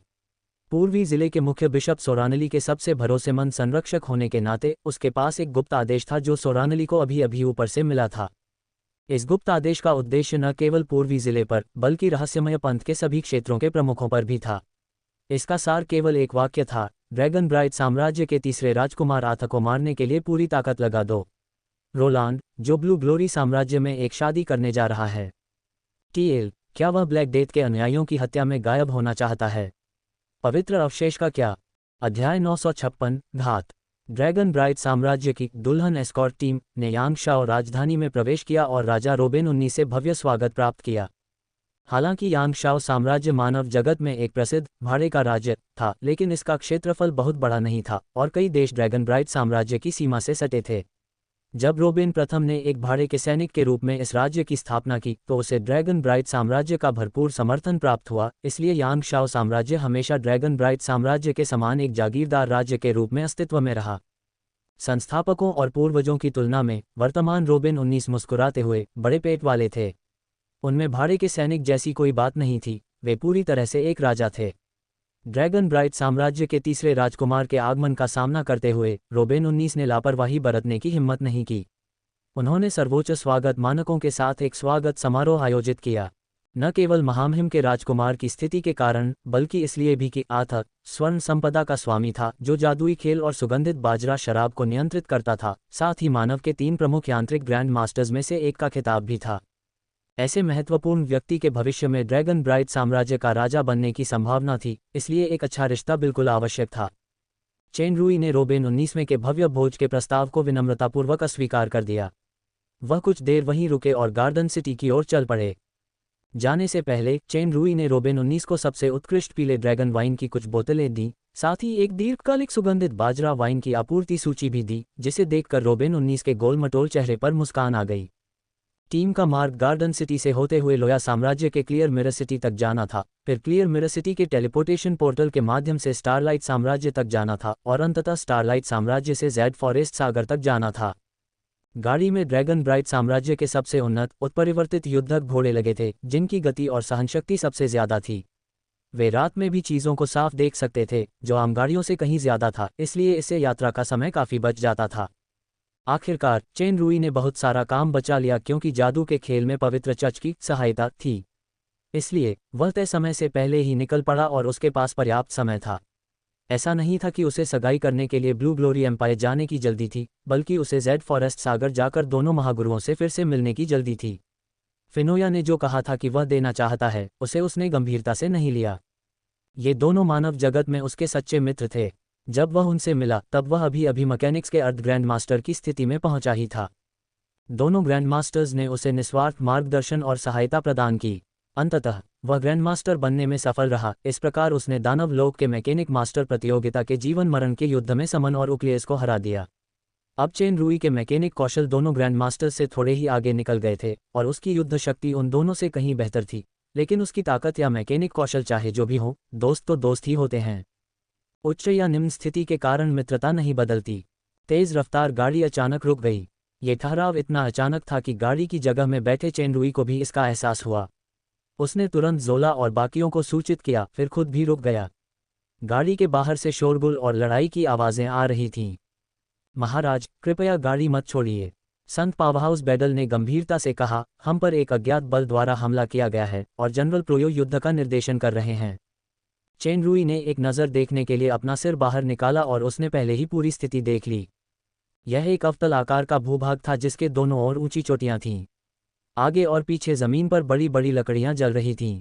जादुई घेरा सक्रिय होने के बाद हवा में चिलचिलाती सांसें भर गई थीं और आग की रोशनी आसपास की लाशों पर पड़ रही थी। वहां लोग और घोड़े भी थे। ऐसा लग रहा था कि दुश्मन इस इलाके का इस्तेमाल हमला करने के लिए कर रहा था और काफिले का रास्ता रोक रहा था। जादुई घेरे की ताकत और बनावट को देखते हुए यह कोई साधारण डाकू नहीं बल्कि एक पूर्व नियोजित घात था। प्रोयो के आदेश के तहत शूरवीरों ने घोड़ों को नियंत्रित किया, एक घेरे में इकट्ठा हुए और बीच में गाड़ी की रक्षा की। अंधेरे में अनगिनत तीखी आवाजें और हल्की सी टिमटिमाती रोशनी थी। ये जादुई पंख वाले तीर होने चाहिए थे। बैदल के हाथ में छड़ी हल्की सी हिली और तीर मानो उस अमूर्त ढाल से टकराए। वे टूटकर गिर पड़े। एक अजीब मशीन की आवाज हुई और हवा में एक और तेज सीटी की आवाज गूंजी। विशाल क्रॉसबो। बैदल के चेहरे का भाव बदल गया था। विशाल क्रॉसबो एक विशाल और जटिल बैलिस्टा था जिसका इस्तेमाल मूल रूप से विशाल ड्रैगन जैसे विशाल राक्षसी जानवरों से निपटने के लिए किया जाता था। इसे दोबारा लोड करने में काफ़ी समय लगता था, लेकिन इसकी गति और विनाशकारी शक्ति बेहद भयानक थी। हालांकि यह शक्तिशाली था, फिर भी यह एक बेजान मशीन थी। बैदल के पास अकेले ही इससे निपटने का तरीका था, लेकिन इस समय उसका कर्तव्य गाड़ी की रक्षा करना था, जिसका मतलब था कि वह मौके पर ही इसका जोरदार विरोध कर सकता था। आवाज़ सुनने से लेकर उसे एहसास होने तक बस एक पल का ही समय लगा। बैदल के पास प्रतिक्रिया करने का समय ही नहीं था। छड़ी चकाचौंध भरी रोशनी से जगमगा उठी। इलाके की शक्ति उमड़ पड़ी। हवा में कई मोटी मिट्टी थी जो संघनित होकर एक ढाल की तरह सामने तैर रही थी। लगभग अगले ही पल पृथ्वी की ढाल के भेदने की आवाज़ आई, उसके बाद एक चटकने की आवाज़ आई। जमीन कांप उठी और लगभग सारी पृथ्वी की ढालें चकनाचूर हो गईं। गनीमत रही कि आखिरी 2 परतों में ही बड़ी दरारें थीं जो तीर को मुश्किल से रोक पाईं। आसपास के कई शूरवीर फटने से घायल हो गए। अरे, ये तो सबसे तेज विस्फोट वाले जादुई चक्र से बने विशालकाय बोल्ट हैं। एक और संत तलवारबाज काडो डांटने से खुद को रोक नहीं पाया। सेना में भी ये विशाल क्रॉसबो मशीन एक सख्त वर्जित हथियार है। इन कमीनों को ये कहाँ से मिला? प्रोयो ने तुरंत शूरवीरों को घोड़े उतारने और घोड़ों को उनके पीछे लगाने का आदेश दिया। उन्होंने स्टैंड बाय मोड में घेरा और भी छोटा कर दिया। बैदल ने अभी वार रोकने के लिए जबरदस्ती क्षेत्रीय शक्ति को सक्रिय किया। उसने लापरवाही न बरतने की हिम्मत की और फिर से छड़ी घुमाई। जमीन हिल गई और चारों तरफ ऊंची और सख्त मोटी दीवारें खड़ी हो गईं, जो गाड़ी की रक्षा किसी शहर की दीवार की तरह कर रही थीं। मशीन की आवाज़ और तेज सीटी फिर से सुनाई दी। इस बार एक से ज्यादा विशालकाय क्रॉसबो थे। आसपास की मिट्टी की दीवारें विस्फोटक शक्ति से कई परतों में छेद कर ढह गईं, लेकिन सबसे अंदरूनी परतों को कोई नुकसान नहीं पहुंचा। बैदल पृथ्वी तत्व जादू में पारंगत था और उसकी अनुकूलन क्षमता अत्यंत तीव्र थी। इस प्रकार की पृथ्वी दीवार तकनीक, जो क्षेत्रीय शक्ति को संघनित करती थी, वास्तव में विशाल क्रॉसबो से बचाव का सबसे अच्छा तरीका थी। एक दौर की असफल गोलीबारी के बाद आवाज़ कुछ देर के लिए बंद हो गई। आखिरकार इस विशाल क्रॉसबो की सबसे बड़ी कमजोरी तो रीलोडिंग ही थी। हालांकि ढही हुई मिट्टी की दीवार के पीछे से भूतिया आकृतियां दिखाई देने लगीं, जो गाड़ी की ओर दौड़ रही थीं। गोलीबारी असफल होने के बाद दुश्मन ने हाथापाई शुरू कर दी। गाड़ी के पास खड़े शूरवीर ड्रैगन स्केल लीजन के कुलीन योद्धा थे। वे न तो घबराए और न ही जल्दबाजी में आगे बढ़े, बस चुपचाप कैप्टन प्रोयो के आदेश का इंतजार कर रहे थे। प्रेत काफी करीब थे। प्रोयो ने आदेश दिया और आगे की पंक्ति के तलवारबाजों ने अपनी लंबी तलवारें एक साथ घुमाईं, एक कोण पर वार करते हुए, सीधी, क्षैतिज, फिर सीधी, फिर क्षैतिज। सबसे कमजोर तलवारबाज भी मास्टर स्तर के थे। प्रचंड हवाएं एक विशाल जाल की तरह तेजी से निकल रही थीं। शरीर के करीब पहुंचने से पहले ही वे प्रेत अनगिनत टुकड़ों में बदल गए। चेन रूई देख सकता था कि इन शूरवीरों के शरीर पर जादुई टैटू जैसी शक्ति थी। जब इन्हें एक दल में मिला दिया जाता तो ये शक्ति कई गुना ज्यादा हो जाती। ये सुप्रशिक्षित, युद्ध प्रशिक्षित कुलीन सैनिक जानते थे कि कब आगे बढ़ना है और कब पीछे हटना है, मानो वे एक इकाई हों। यहाँ तक कि संत शक्ति के सामने भी उनमें लड़ने की ताकत थी। संयुक्त आक्रमणों का गठन मनुष्यों के लिए युद्ध का सबसे अच्छा तरीका था और दानव क्षेत्र इस मामले में बहुत कमजोर था। कभी कभी वे व्यक्तिगत शक्ति पर ज्यादा निर्भर करते थे। सामान्यतः अपनी आयु और शारीरिक शक्ति के कारण दानव समान स्तर के मानव शक्ति केंद्रों से बेहतर थे। चेन रूई के सामने ड्रैगन स्केल लीजन के कुलीनों ने उसे सबक सिखाया। पलक झपकते ही उन्होंने अपने से ज्यादा संख्या वाले दुश्मनों का सिर मांस की चक्की की तरह काट डाला। गाड़ी के पास बैठे बैडल ने अचानक ऊपर देखा और रात के आकाश में अनगिनत चमकते धब्बे देखे, और वे चमकते धब्बे पल भर में बहुत बड़े हो गए। वे असल में जलते हुए उल्कापिंड थे। उल्का वर्षा, बैडल चिल्लाया। उल्का वर्षा एक शक्तिशाली अग्नि जादू था। जमीन पर स्थिर लक्ष्यों के लिए इसकी मारक क्षमता बहुत ज्यादा थी। ऐसे सैकड़ों उल्कापिंड थे। इतनी दूरी पर भी अग्नि तत्व की भयानक लहर महसूस की जा सकती थी। ऐसा लग रहा था मानो दुश्मन के बीच कोई शक्तिशाली अग्नि जादूगर मौजूद हो। चूंकि अब गाड़ी हिल नहीं सकती थी, बैडल उसका प्रतिरोध उसी तरह कर सकता था जैसे पहले विशाल क्रॉसबो का प्रतिरोध किया था। उसने तुरंत अपनी छड़ी ऊंची उठाई, उसे आकाश की ओर तान दिया और जल्दी से एक मंत्र पढ़ा। तभी अचानक उसके मन में एक चेतावनी का संकेत उभरा। एक सुनहरी रोशनी चमकी, बिजली की तरह उसकी ओर उड़ी, लेकिन उसके बाद सीटी की आवाज आई। तीर। इस तीर ने एक अतुलनीय रूप से शक्तिशाली क्षेत्र शक्ति को संघनित किया और समय भी बेहद सटीक था। ये तब हुआ जब बैडल ने अपनी जादुई शक्ति को हवा में उल्का वर्षा का प्रतिरोध करने के लिए संघनित किया, ताकि उसे दूसरी प्रतिक्रिया करने का समय न मिले। जादूगर की हाथापाई की क्षमता लगभग शून्य थी। अगर तीर उसे लग जाता तो बैडल गंभीर रूप से घायल हो जाता, भले ही उसकी मौत न होती, और फिर वह आसमान से गिरने वाली उल्का वर्षा का विरोध नहीं कर पाता। गाड़ी और आसपास के लोग पिघले हुए मांस की चटनी बन जाते। डिंग! तीर एक बड़ी तलवार से रुक गया। तलवार एक और संत, शक्तिशाली काडो के हाथ में थी। काडो बेशक बैडल की उम्मीदों पर खरा उतरा और उसके लिए तीर ले लिया। बैडल की जादुई शक्ति उमड़ पड़ी और आसमान में उल्का वर्षा तेजी से धीमी हो गई। सुनहरी रोशनी जगमगा उठी और इस बार निशाना काडो था। एक पंक्ति में लगातार 5 तीर। आगे का तीर पीछे वाले नोक की पूंछ पर सटीक निशाना लगा, जो लगभग 5 गुना ज्यादा था। काडो ने अपनी तलवार को रोक लिया। उसे 10 मीटर से भी ज्यादा पीछे धकेल दिया गया। इससे पहले कि वह संभल पाता, दर्जनों सुनहरी रोशनियां उल्कापिंडों की वर्षा का प्रतिरोध कर रहे बैडल की ओर सीटी बजाती हुई दिखाई दी। काडो के पास उसे बचाने का समय नहीं था। बैडल को पता था कि उसे कोई एक विकल्प चुनना होगा, और उसकी आकृति तुरंत हवा में प्रकट हो गई। इस टेलीपोर्टेशन से उल्का वर्षा थोड़ी तेजी से गिर रही थी। बैडल ने तुरंत अपनी जादुई शक्ति को स्थिर किया जिसका वह प्रतिरोध कर रहा था और चिल्लाया, महामहिम को यहाँ से ले जाओ। यदि वे इसी तरह स्थिर खड़े रहे तो उन्हें केवल निष्क्रिय रूप से पीटा जा सकता था, इसलिए उन्हें गाड़ी छोड़ देनी चाहिए। हालांकि, जैसा कि बैडल ने कहा था, लक्ष्य से चूकने वाली सुनहरी रोशनियां वास्तव में एक चाप में घूम गईं और हवा में बैडल का पीछा करने लगीं, मानो उनकी आंखें हों। बैडल चौंक गया। इस महत्वपूर्ण क्षण में सुनहरी रोशनी अचानक बंद हो गई और अंदर का असली आकार दिखाई देने लगा, सुनहरे धातु से बने तीर। अगले दृश्य ने सबको दंग कर दिया। ये दर्जनों चमकते तीर तुरंत राख में बदल गए और ये हल्की सी चमकती राख तेजी से पीछे हट गई, तीरों के आने के साथ ही उनके प्रक्षेप पथ का अनुसरण करते हुए, मानो दृश्य पीछे चला गया हो। पलक झपकते ही धुंधली रोशनियां पीछे की ओर उड़कर उसी जगह लौट आई जहां तीर चला था, और एक तीखी चीख सुनाई दी। चीख अचानक बंद हो गई और कोई आवाज नहीं आई। हवा में बैडल उसे साफ देख पा रहा था। वह एक दुबली पतली आकृति थी जिसने कई बार पीछे हटती रोशनी से बचने की कोशिश की, लेकिन वह कामयाब नहीं हो पाया। जैसे ही रोशनी उसके शरीर पर लौटी, वह चीख पड़ा और उसका शरीर राख में बदल गया। बैडल को बस इतना महसूस हुआ कि ऊपर से दबाव कम हो गया है। आग की लपटों से भरे सैकड़ों उल्कापिंड पलक झपकते ही राख में बदल गए और रात में आसमान में चलती हवा उन्हें उड़ा ले गई। ये शक्ति क्या है? ये वाकई बहुत शक्तिशाली है। ये दुबली पतली आकृति स्पष्ट रूप से चरम अवस्था वाले संत की शक्ति है, लेकिन वह वास्तव में एक पल में राख में बदल गया। बिखराव को देखकर लगता है कि यह शक्ति जादू जैसी नहीं, बल्कि जहर जैसी है। अभी जो कुछ भी हो रहा था, वह स्वाभाविक रूप से गाड़ी की छत पर बैठे पगलियों की उत्कृष्ट कृति थी।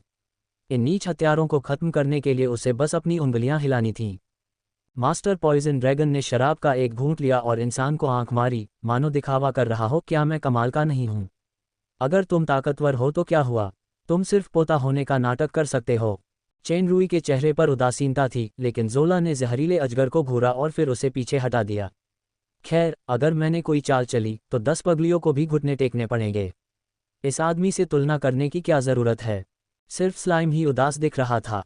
श्रेय लेने का इतना अच्छा मौका आखिरी आधी बोतल शराब पीने के लालच में छूट गया। दुश्मन पीछे हट गया है।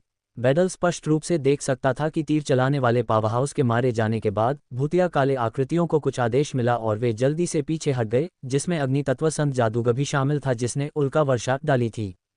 काडो बैडल के साथ आगे बढ़ा, जो अभी अभी उतरा था, और आंखों में विस्मय के साथ पगलियों को प्रणाम किया।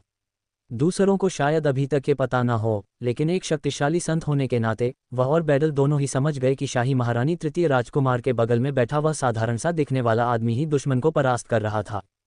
उसके हाथ के एक इशारे से शिखर मंच का सेंट पावरहाउस राख में बदल गया। आथक का संरक्षक सेंट सुपर पावरहाउस से कहीं आगे निकल गया है। दुश्मन को पीछे हटते देख शूरवीरों ने एक साथ अपनी लंबी तलवारें उठाईं और जीत का जश्न मनाया।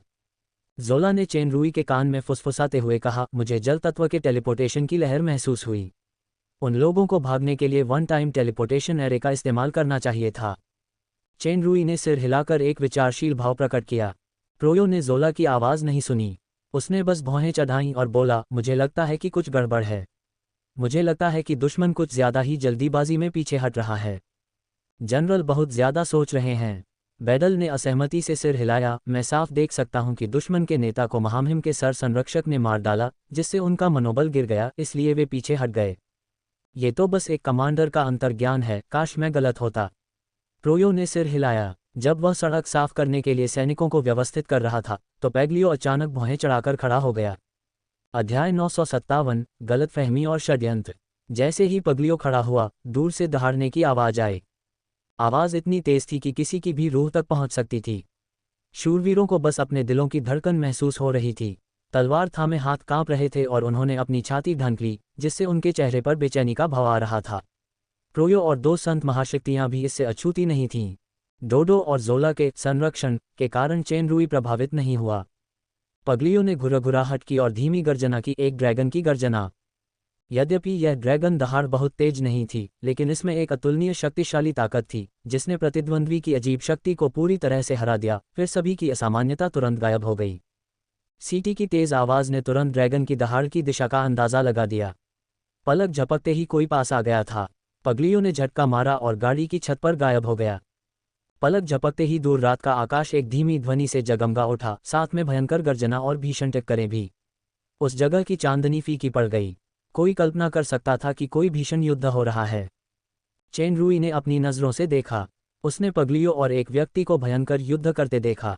उस आदमी के बाल चांदी और सफ़ेद थे, उसने पूरे शरीर पर काला कवच पहना हुआ था और उसके हाथ में एक बड़ा, गहरे लाल रंग का हथौड़ा था।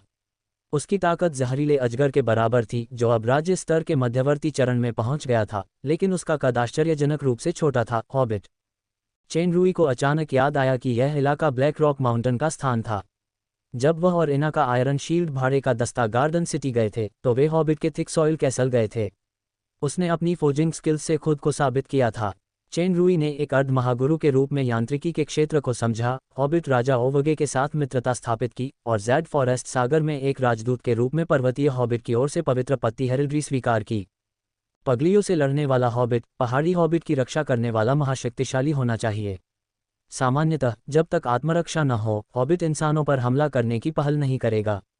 वे मुझ पवित्र साम्राज्य के राजकुमार की हत्या क्यों करना चाहते थे?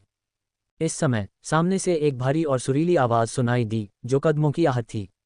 ऐसा लग रहा था कि बड़ी संख्या में दुश्मन आ रहे हैं। हॉबिट, ये पहाड़ी हॉबिट के कुलीन बड़े ढाल वाले योद्धा हैं। आगे खड़े खोजी शूरवीर ने हाँफते हुए बताया, हजारों हैं। शूरवीरों को झटका लगा और प्रोयो ने गंभीर भाव प्रकट किए। हॉबिट्स में हाथापाई की अत्यंत प्रबल क्षमता होती है। कुलीन बड़े ढाल वाले योद्धा हॉबिट्स की मुख्य पैदल सेना है, जिनकी युद्ध शक्ति ड्रैगन स्केल लीजन से भी अधिक है। इसके अलावा उनकी संख्या हजारों में है। उनका नेतृत्व कोई संत शक्ति संपन्न हॉबिट ही कर रहा होगा। चाहे ताकत या संख्या में अंतर हो और हमारे पक्ष का महाशक्तिशाली हॉबिट पीछे छूट रहा हो, जीतने की संभावना लगभग शून्य है। प्रोयो ने तुरंत आदेश दिया, पीछे हटने के लिए तुरंत पीछे की बाधाओं को हटाओ। गाड़ी छोड़ दो और यांगशाओ राजधानी की दिशा में पूरी गति से पीछे हटो। हॉबिट सेना को भगाने के लिए युद्ध घोड़े की गति का उपयोग करना ही जीवित रहने का एकमात्र तरीका था। अच्छा नहीं जनरल, पीछे पहाड़ से कई दुश्मन निकल रहे हैं। ये पहाड़ी हॉबिट की भालू घुड़सवार सेना है। हम घिर गए हैं। भालू घुड़सवार सेना हॉबिट्स की अनोखी घुड़सवार सेना थी। ये घुड़सवार कोई युद्ध घोड़ा नहीं था, बल्कि हॉबिट्स द्वारा पाला गया एक युद्ध भालू था। ये भयंकर और उन्मत्त था, जिसमें प्रबल आक्रमण और रक्षात्मक क्षमताएं थीं। ये पहाड़ी युद्ध में सर्वश्रेष्ठ था और युद्ध के घोड़ों पर इसका स्वाभाविक निवारक प्रभाव था। धिक्कार है, पहाड़ी हॉबिट ने वास्तव में हथियारों के साथ सांठगांठ की है। प्रोयो ने दांत पीसते हुए कहा, स्थिति अब बेहद गंभीर है, इसलिए हम आगे बढ़ने का जोखिम ही उठा सकते हैं। मैं सबसे पहले ड्रैगन स्केल लीजन के योद्धाओं को घुड़सवार सेना की 2 टीमों में शामिल करूंगा और हॉबिट को भगा दूंगा। मुख्य बल बैडल और काडो और सर गार्जियन पहाड़ पर भागने के मौके की प्रतीक्षा करते हुए महामहिम आथ की रक्षा करेंगे। प्रोयो का यह फैसला चेनरुई के भागने की योजना को छुपाने के लिए खुद को और ड्रैगन स्केल लीजन के कुलीनों को कुर्बान करने के बराबर था। बैडल और काडो ने एक साथ भावुकता व्यक्त की। चेनरुई अचानक बोल पड़ा, मुझे नहीं लगता कि हॉबिट जरूरी तौर पर हत्यारे का साथी है। जरूर कोई गलतफहमी हुई होगी। किसी भी हालत में महाराज को पहले खतरे से बाहर होना होगा। प्रोयो ने भौहें चढ़ाईं, हर मिनट हम देरी करते हैं, महाराज का खतरा एक अंक बढ़ जाता है। आप सभी सबसे वफादार और वीर योद्धा हैं। चेन रुई ने सिर हिलाया, मैं भागने के लिए अपनी जान नहीं दे दूंगा। वैसे अभी निराशा का समय नहीं आया है। फ्रोयो, मैं तुम्हें आदेश देता हूं कि तुम किसी को भेजो जो सामने खड़े बड़े ढाल वाले योद्धा हॉबिट से बात करने की कोशिश करे। अगर वह बात न कर पाए तो तुरंत लौट आओ। महाराज, अभी नहीं है, यह मेरा आदेश है। फ्रोयो ने आह भरी और अपना सिर झुका लिया। हाँ। चारों ओर के शूरवीरों ने तलवारें कस लीं। चाहे कुछ भी हो, यह शाही महामहिम तृतीय राजकुमार रुककर सबके साथ दुख बांटने में सक्षम था, इसलिए उसने सबका सम्मान जीत लिया था। चाहे उन्हें खून की आखिरी बूंद भी क्यों न बहाना पड़े, वे महामहिम के सामने खड़े रहेंगे। शीघ्र ही सामने से भेजा गया शूरवीर अपने घोड़ों पर सवार होकर यह रिपोर्ट देने आया। हॉबिट्स ने जरा भी प्रतिक्रिया नहीं दी, बल्कि वे शत्रुता से भरे हुए आगे बढ़ते रहे। पीछे से जासूसी कर रहा शूरवीर भी यह खबर देने आया, भालुओं की घुड़सवार सेना अर्ध घेराबंदी बनाकर फैल गई है और निकट आ रही है।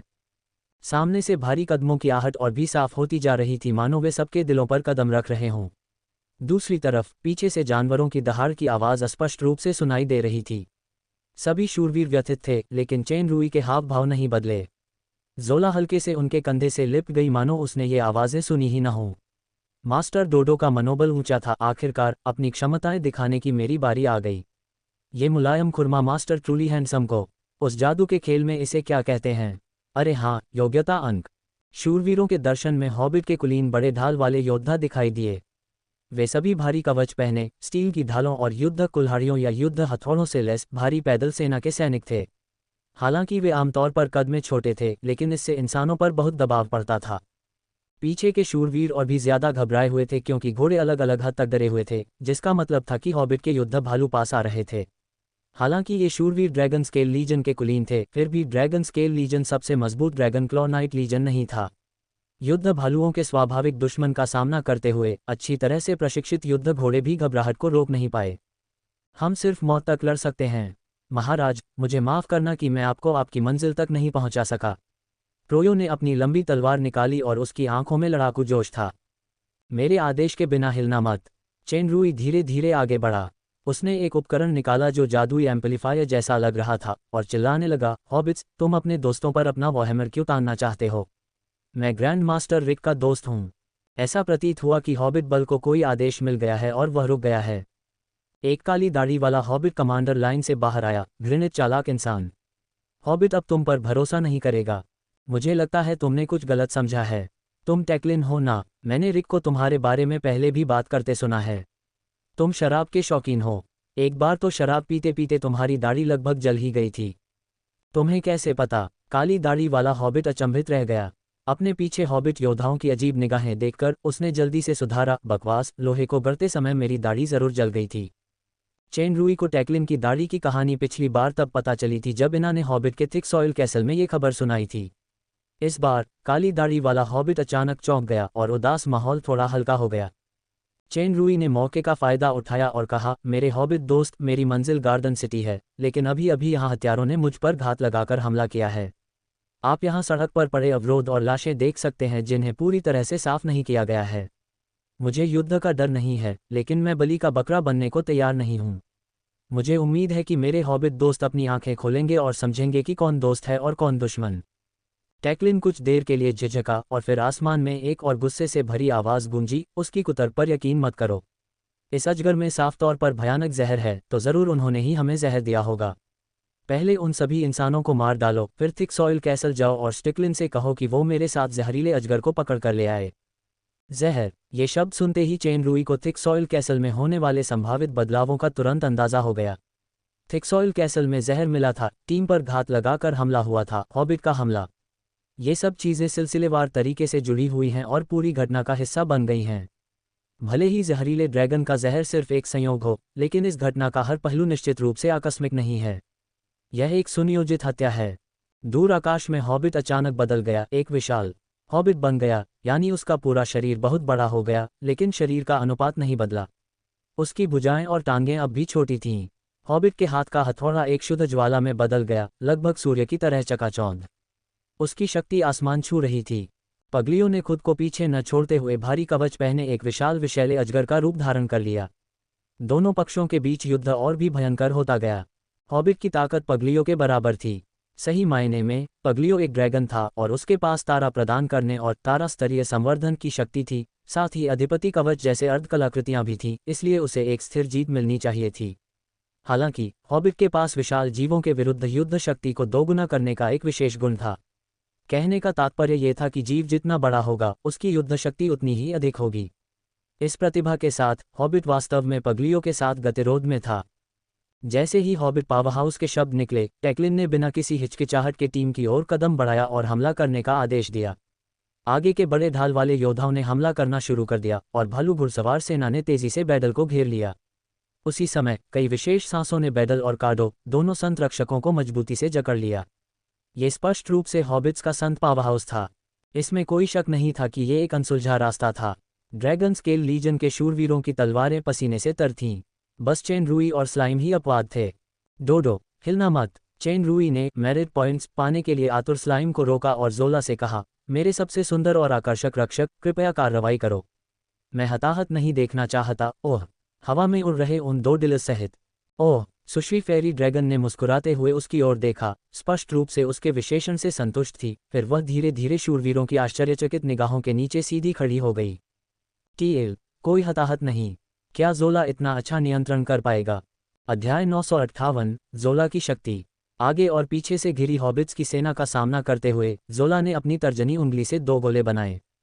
कोई खास ताकत तो नहीं थी, लेकिन सारे हॉबिट्स अचानक रुक गए।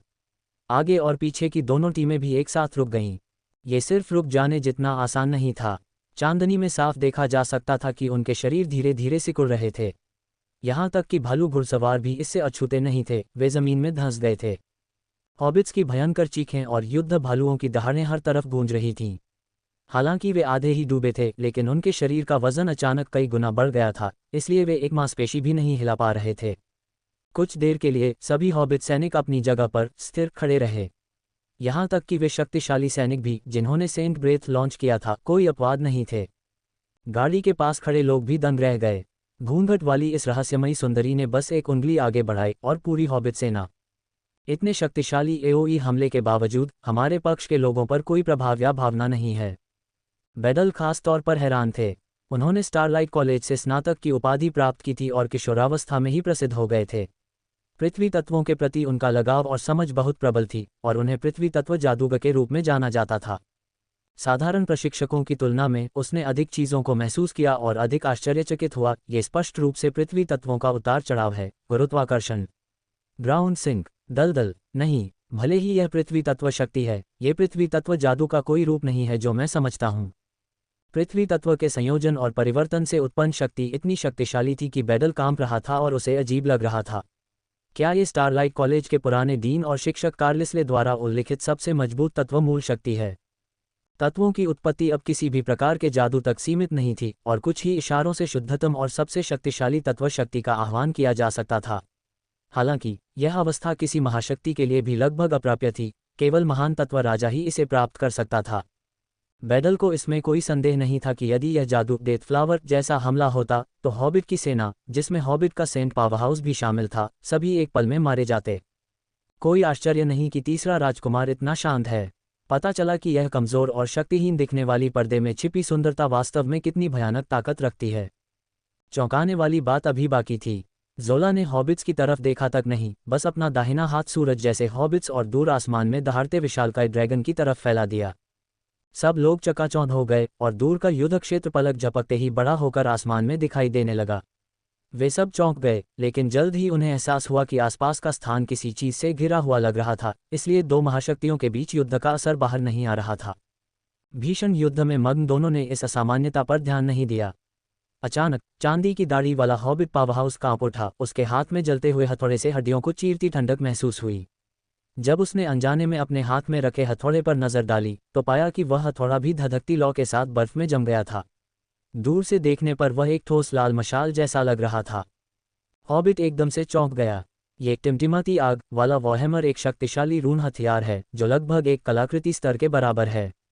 इसमें मेरी सबसे शक्तिशाली राज्य शक्ति समाहित है और यह वास्तव में जमी हुई है। जल तत्व और अग्नि तत्व परस्पर निरोधक और विरोधी तत्व हैं। आग बुझाना भले ही मुश्किल न हो, लेकिन आग को जमाना अन्य तत्वों को जमाने से 10 गुना ज्यादा मुश्किल है। इसके अलावा यह एक तात्कालिक दमनकारी जमाव है। ये ठंड पल भर में फैल गई और अग्नि में राज्य शक्ति तेजी से ठंडी पड़ने लगी। यहाँ तक कि उसकी आत्मा भी थोड़ी जमने लगी। चांदी की दाढ़ी वाला हॉबिट एक युद्ध प्रशिक्षित व्यक्ति था। उसने तुरंत ही टिमटिमाते अग्नि हथौड़े को निर्णायक रूप से त्याग दिया। दूसरी तरफ पगलियो बहुत खुश हुआ जब उसने महसूस किया कि सबसे खतरनाक युद्ध हथौड़े की अचानक शक्ति खत्म हो गई। वह एक ही वार में प्रतिद्वंद्वी को गिराने ही वाला था कि अचानक उसका शरीर अजीब तरह से मुड़ गया। वह बिना किसी कारण के युद्ध भूमि छोड़कर गाड़ी के ऊपरी हिस्से पर वापस आ गया था। ज़ोला, परिचित अंतरिक्ष हस्तांतरण शक्ति ने विश ड्रैगन को चिल्लाने पर मजबूर कर दिया। मैं खुशी से लड़ रहा था, फिर मुझे वास्तव में उस महत्वपूर्ण क्षण में वापस टेलीपोर्ट कर दिया गया जब मैं दुश्मन को मारने वाला था। क्या? मिस फेयरी ड्रैगन ने पगलियों की तरफ ऐसे देखा जैसे उसने साफ साफ सुना ही ना हो। मास्टर पॉइजन ड्रैगन ने जब उसकी नज़रों को देखा तो वह अचानक उदास हो गया। ठीक है, मैं एक सज्जन व्यक्ति हूँ। एक अच्छे ड्रैगन को तुरंत नुकसान नहीं होता। हॉबिट ने भी अपने प्रतिद्वंद्वी के गायब होने पर ध्यान दिया। उसकी नज़र चश्मा और घूंघट पहने उस रहस्यमयी औरत पर पड़ी जो दहाड़ रही थी और इधर उधर घूम रही थी। इस औरत ने ज़रूर कोई बेशर्मी से छिपकर हमला करने की चाल चली होगी। अगर वह हार जाती है तो टिमटिमाती आग अपनी मूल स्थिति में वापस आ सकती है। हालांकि हॉबिट लगातार कई बार हिलता डुलता रहा, लेकिन वह बस एक ही जगह पर चमकता रहा, उस जगह से बाहर निकलने में बिल्कुल भी असमर्थ रहा। सदमे के बीच ज़ोला की उल्टी हथेली धीरे धीरे नीचे की ओर मुड़ गई। हॉबिट को अचानक चक्कर आने लगा और पूरी दुनिया घूम गई। इससे पहले कि वह अपना शरीर स्थिर कर पाता, मानो आकाश ढह गया हो और वह अनायास ही गिर पड़ा। धमाका! चांदी की दाढ़ी वाले हॉबिट का विशाल शरीर जमीन पर गिर पड़ा, जिससे जमीन पर दरारों से भरा एक बड़ा गड्ढा बन गया। हॉबिट पलटा और ऊपर कूदने ही वाला था, लेकिन ऊपर का अदृश्य दबाव पहाड़ जितना भारी था। वह सचमुच खड़ा भी नहीं हो पा रहा था। जब चांदी की दाढ़ी वाले हॉबिट ने जोर से दहाड़ लगाई तो कवच पर लगे रून तेज रोशनी से जगमगा उठे। उसकी पूरी ताकत फूट पड़ी। आखिरकार वह मुश्किल से खड़ा हो पाया। ज़ोला के माथे पर बैंगनी बालों की कुछ लंटें हल्की सी लहरा उठीं और उसने अपनी उंगलियां नीचे की ओर ले जाईं। चांदी की दाढ़ी वाले हॉबिट ने महसूस किया कि दबाव अचानक कई गुना बढ़ गया। उसका शरीर कांप उठा और उसके घुटने अब उसे सहारा नहीं दे पा रहे थे। वह फिर से जोर से जमीन पर गिर पड़ा। बड़ा हुआ शरीर सिकुड़कर अपने मूल आकार में आने लगा और उसके शरीर पर लगा काला कवच भी मुड़ने और विकृत होने लगा। चमकते हुए रून एक एक करके दबाव की भयावहता को दर्शा रहे थे। हॉबिट अनिच्छा से संघर्ष कर रहा था और वह अपने शरीर को आधा ही सहारा दे पा रहा था। वह अब खड़ा नहीं हो पा रहा था। इस दृश्य ने हॉबिट्स को लगभग भयभीत कर दिया। महाशक्तिशाली होडहैक, जिसे हॉबिट्स में सबसे शक्तिशाली माना जाता था, इतनी आसानी से पराजित हो गया। मास्टर पॉइजन ड्रैगन इस दुर्भाग्य पर खुशी मनाते हुए थोड़ा निराश हुए बिना नहीं रह सके। ड्रैगन्स की तुलना करने से मुझे और निराशा ही होगी। पागल औरत की ताकत अब और भी बढ़ गई है। अगर ऐसा ही चलता रहा तो बस समय की बात है कि वह अर्धदेवता तक पहुंच जाएगी। मैंने मानव द्वारा दिए गए कानून के अंशों को आत्मसात किया और राज्य स्तर के मध्यवर्ती चरण तक पहुंचने के लिए कड़ी मेहनत की। मुझे डर है कि इस जन्म में इस पागल औरत के सामने वापसी करना असंभव है। उस राक्षसी मानव की तो बात ही छोड़िए। गाड़ी के आसपास खड़े लोग और शूरवीर ज़ोला को बेहद विस्मय से देख रहे थे। पता चला कि महामहिमाथ के बाद यही सबसे शक्तिशाली रक्षक है। ठीक है ज़ोला, चेन रुई की आवाज़ गूंजी। अगर ऐसा ही चलता रहा तो शायद चांदी की दाढ़ी वाला हॉबिट गंभीर रूप से घायल हो जाएगा। जंगल का हॉबिट बर्न उसका दोस्त था और उस समय पहाड़ी हॉबिट के साथ उसकी कुछ दोस्ती थी। ज़ोला को इस घटना को दबाने के लिए कहने का उद्देश्य गलतफहमी को दूर करना था, न कि उसे और गहरा करना। सुश्री परी ड्रैगन ने शब्दों के अनुसार अपना हाथ नीचे कर दिया। चांदी की दाढ़ी वाले हॉबिट को बस दबाव कम हुआ और वह जोर जोर से हाँफते हुए जमीन पर गिर पड़ा। हॉबिट सेना की स्थिति धीरे धीरे ऊपर उठती गई। वे धंसी हुई जमीन से समतल जमीन पर लौट आए थे। पहले वाला भारीपन भी गायब हो गया था। अब हॉबिट्स को दुश्मन की ताकत का अंदाजा हो गया। सबने अपने हथियार कस लिए, लेकिन कोई भी बच नहीं पाया। हॉबिट के नायकों, अगर मेरा संरक्षक तुम्हें मारना चाहे तो यह आसान होगा। चेन रुई की तेज आवाज़ समय पर सुनाई दी। हालांकि मैं अपने दोस्तों को इस तरह नहीं मारूंगा, भले ही मेरे दोस्त मुझे गलत समझें।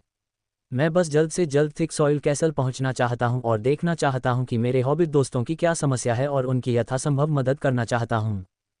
चांदी की दाढ़ी वाला हॉबिट उठा और कुछ देर तक दूर से चेन रुई को घूरता रहा। तुम्हारा नाम क्या है? इंसान। आर्थर। रोलांड। ड्रैगन ब्राइट साम्राज्य का तीसरा राजकुमार। हॉबिट्स एक दूसरे को देखते रहे, लगभग हमेशा आश्चर्य के भाव दिखाते रहे। चांदी की दाढ़ी वाले होडेक ने अचानक कहा, मैकेनिक ग्रैंड मास्टर। उस हॉबिट के लिए जो कौशल निर्माण को जीवन मानता था, कोई भी राजकुमार इन 3 शब्दों के महत्व की बराबरी नहीं कर सकता था। एक के बाद एक हथियार गिराए गए। कुछ घंटे बाद ड्रैगन स्केल लीजन का विशिष्ट दस्ता हॉबिट्स के साथ ब्लैक रॉक माउंटेन के थिक सॉइल कैसल में पहुंचा। रास्ते में चेन रूई को होडचेक से पता चला कि पिछली बार थिक सॉइल कैसल छोड़ने के लगभग 1 साल बाद हॉबिट की शक्ति में बड़े बदलाव आए थे।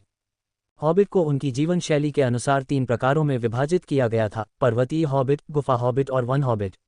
वे क्रमशः ब्लैक रॉक पर्वत पर स्थित thick soil castle, red rock पर्वत श्रृंखला पर स्थित गोल्डन ब्राइट अंडरग्राउंड पैलेस और स्टोनफिस्ट विलेज में रहते हैं। तीनों प्रकार के हॉबिट एक ही स्रोत से आए थे और प्रत्येक की अपनी अपनी खूबियां थीं। पहाड़ी हॉबिट गढ़ने के कौशल में सबसे कुशल था, गुफा हॉबिट खनिजों के खनन और शोधन में कुशल था, वन हॉबिट का एल्फ से गहरा संबंध था और वह रून शिल्पकला में माहिर था। उस समय रेड रॉक पर्वत श्रृंखला में एक बड़ा भूकंप आया, जिससे गुफा हॉबिट का निवास गोल्डन ब्राइट अंडरग्राउंड पैलेस ढह गया और भारी जनहानि हुई। पहाड़ी पर स्थित हॉबिट राजा ओवगे के निमंत्रण पर गुफा हॉबिट राजा यिनके ने गुफा हॉबिटों को रेड रॉक पर्वत श्रृंखला छोड़कर ब्लैक रॉक पर्वत की ओर प्रस्थान कराया, जिससे हॉबिट की 2 सेनाएं एक हो गईं। विलय के बाद हॉबिट और भी मजबूत हो गए। गुफा हॉबिट के जुड़ने से ब्लैक रॉक पर्वत के समृद्ध खनिज संसाधनों का और अधिक विकास हुआ। हालांकि लोगों की संख्या में वृद्धि के कारण विभिन्न सामग्रियों, विशेष रूप से भोजन और शराब की मांग में भारी वृद्धि हुई। इससे हॉबिट को मनुष्यों के साथ व्यवहार पर लगे प्रतिबंधों में ढील देने में मदद मिली। कुछ दिन पहले मनुष्यों का एक समूह थिक सॉइल कैसल में आया और उपकरण के बदले भोजन और गेहूं की शराब देने की पेशकश की। उन्होंने भोजन और शराब के पानी का आधा हिस्सा अग्रिम रूप से जमा भी कर दिया। हॉबिट और मनुष्यों के बीच लेन देन में इतनी बड़ी रकम दुर्लभ थी। हॉबिट को बहुत ज़रूरी भोजन और शराब की एक बड़ी मात्रा मिल गई। आज डिलीवरी का दिन था और दूसरे पक्ष ने वादे के मुताबिक बचा हुआ आधा भोजन और शराब लाकर दे दी। हॉबिट मान गए और उन्होंने बड़े ही शिष्टाचार के साथ एक भोज का आयोजन किया।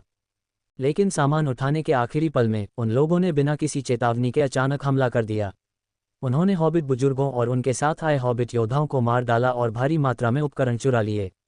साथ ही हॉबिट राजा ओवगे और इनके सहित बड़ी संख्या में हॉबिट जहर के प्रभाव में पाए गए। पता चला कि आज पहुंचाए गए खाने और शराब के बचे हुए हिस्से में जहरीली शराब की एक खेप मिली हुई थी। इस घटना ने हॉबिट परिवार के 2 महाशक्तिशाली लोगों को चिंतित कर दिया। स्टिकलिन थिक सॉइल कैसल के पीछे रहकर जहरीले हॉबिटों की रक्षा और उन्हें ठीक करने की कोशिश कर रहा था। इस बीच होडिक ने बड़े ढाल वाले योद्धाओं और शूरवीरों को दुश्मन का शिकार करने के लिए प्रेरित किया। वे उस जगह तक पहुंचने के लिए रास्ते का अनुसरण करते रहे और चेन रूई और अन्य लोगों को हत्यारा समझ लिया, जिसके कारण युद्ध छिड़ गया। चेन रूई पूरी कहानी समझ गया था। उन हत्यारों ने हॉबिट को जहर इसलिए नहीं दिया था क्योंकि उन्हें किसी उपकरण की लालच थी। जोला के अनुसार जिन हत्यारों ने पहले गाड़ी पर घात लगाकर हमला किया था, वे एक बार टेलीपोर्टेशन एरे के जरिए बच निकले थे। ऐसा लग रहा था कि दोनों समूहों का एक ही मकसद था, हॉबिट को यहां ले जाना और लड़ते हुए फायदा उठाना।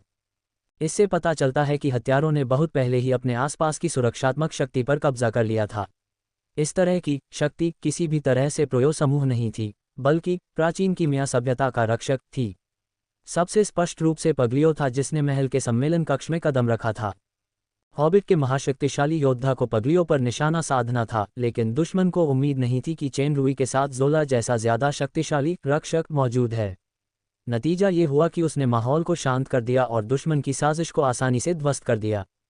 दूसरी ओर, यदि जोला की महाशक्ति न होती तो शायद चेन रूई और अन्य लोग पहले ही हॉबिट की कुल्हाड़ी के नीचे बलि का बकरा बन चुके होते, तो आथक की मौत का कारण हॉबिट को ही माना जाता।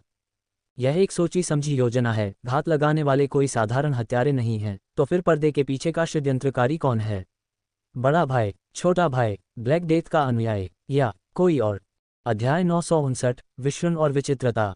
थिक सॉइल कैसल में प्रवेश करने के बाद चेन रूई होडिक के पीछे पीछे चौक तक गया और देखा कि बड़ी संख्या में हॉबिट जमीन पर पड़े हैं। उनमें से ज्यादातर दर्द से कराह रहे थे और कुछ कोमा में थे या मर भी गए थे। हॉबिट मूल रूप से जादू और जहर के प्रति काफी प्रतिरोधी थे, लेकिन यह जहर उनके लिए खास तौर पर विकसित किया गया लगता था। जहर बहुत तेज था। जहरीले हॉबिट के मुंह से झाग निकल रहा था और त्वचा एक अजीब गहरे चांदी जैसी चमक रही थी। हॉबिट चिकित्सकों की जड़ी बूटियों और डिटॉक्स रूनों का भी कोई असर नहीं हुआ। पागलियो, क्या तुम्हारे पास इन जहरों को दूर करने का कोई तरीका है? कोई बात नहीं, पगलियो ने नाराजगी जताते हुए सूंघा, यह जहर बहुत कम स्तर का है। अगर मैं होता तो ये हॉबिट कब के धुएं में बदल गए होते और गायब हो गए होते। जब होडिक और पगलियो पहले लड़ रहे थे तो उसने देखा कि जहरीले अजगर के पास बहुत तेज जहर है और उसने तुरंत अनुमान लगाया कि दूसरे पक्ष ने उन्हें जहर दिया है। जहरीले अजगर ने जानबूझकर यह बात कहकर जाहिर तौर पर नाराजगी जताई थी। जब चांदी की दाढ़ी वाले हॉबिट ने यह सुना तो उसका चेहरा लाल हो गया, लेकिन वह दहाड़ा नहीं। हालांकि हॉबिट थोड़े चिड़चिड़े थे, लेकिन वे मूर्ख नहीं थे। ये तो बताने की जरूरत नहीं कि उस औरत की ताकत पूरे थिक सॉइल कैसल को तबाह करने के लिए काफ़ी थी। ड्रैगन की विश्रण क्षमता उन्हें विनम्र बनाने के लिए काफ़ी थी। इतना गणनात्मक मत बनो, सर अभिभावक। चेनरुई हंसा और मास्टर पॉइजन ड्रैगन के कंधे पर थपथपाया। जल्दी करो और हॉबिट दोस्त को विषमुक्त करने में मदद करो। होडेक ने कृतज्ञता से चेनरुई की ओर देखा और कृतज्ञता व्यक्त करने के लिए अपना शरीर झुकाया। हालांकि चांदी की दाढ़ी वाला हॉबिट एक राज्य स्तरीय महाशक्ति था, लेकिन इस राजकुमार को एक यांत्रिक महागुरु का दर्जा भी प्राप्त था। इससे भी अधिक मूल्यवान बात यह थी कि उसने अतीत की परवाह न करते हुए हॉबिट की मदद के लिए कदम बढ़ाया, इसलिए वह इस प्रणाम के पुनर्तः योग्य था। पगलियों की विषरण विधि बहुत ही खास थी। दरअसल उसने हॉबिट पर विष को अवशोषित करने से पहले उसे अपने ही विष से आत्मसात किया। हालांकि यह ज्यादा श्रमसाध्य था, लेकिन विष के पूरक और वृद्धि के लिए यह बहुत फायदेमंद था। जहर वाले ड्रैगन ने जहरीले हॉबिट्स के बीच बस कुछ चक्कर लगाए और हॉबिट्स के लक्षणों में काफ़ी राहत मिली। हालांकि वे अभी भी कोमा में थे, लेकिन वे खतरे से बाहर थे। लगभग 10 मिनट के बाद ज्यादातर जहरीले हॉबिट्स का इलाज हो चुका था।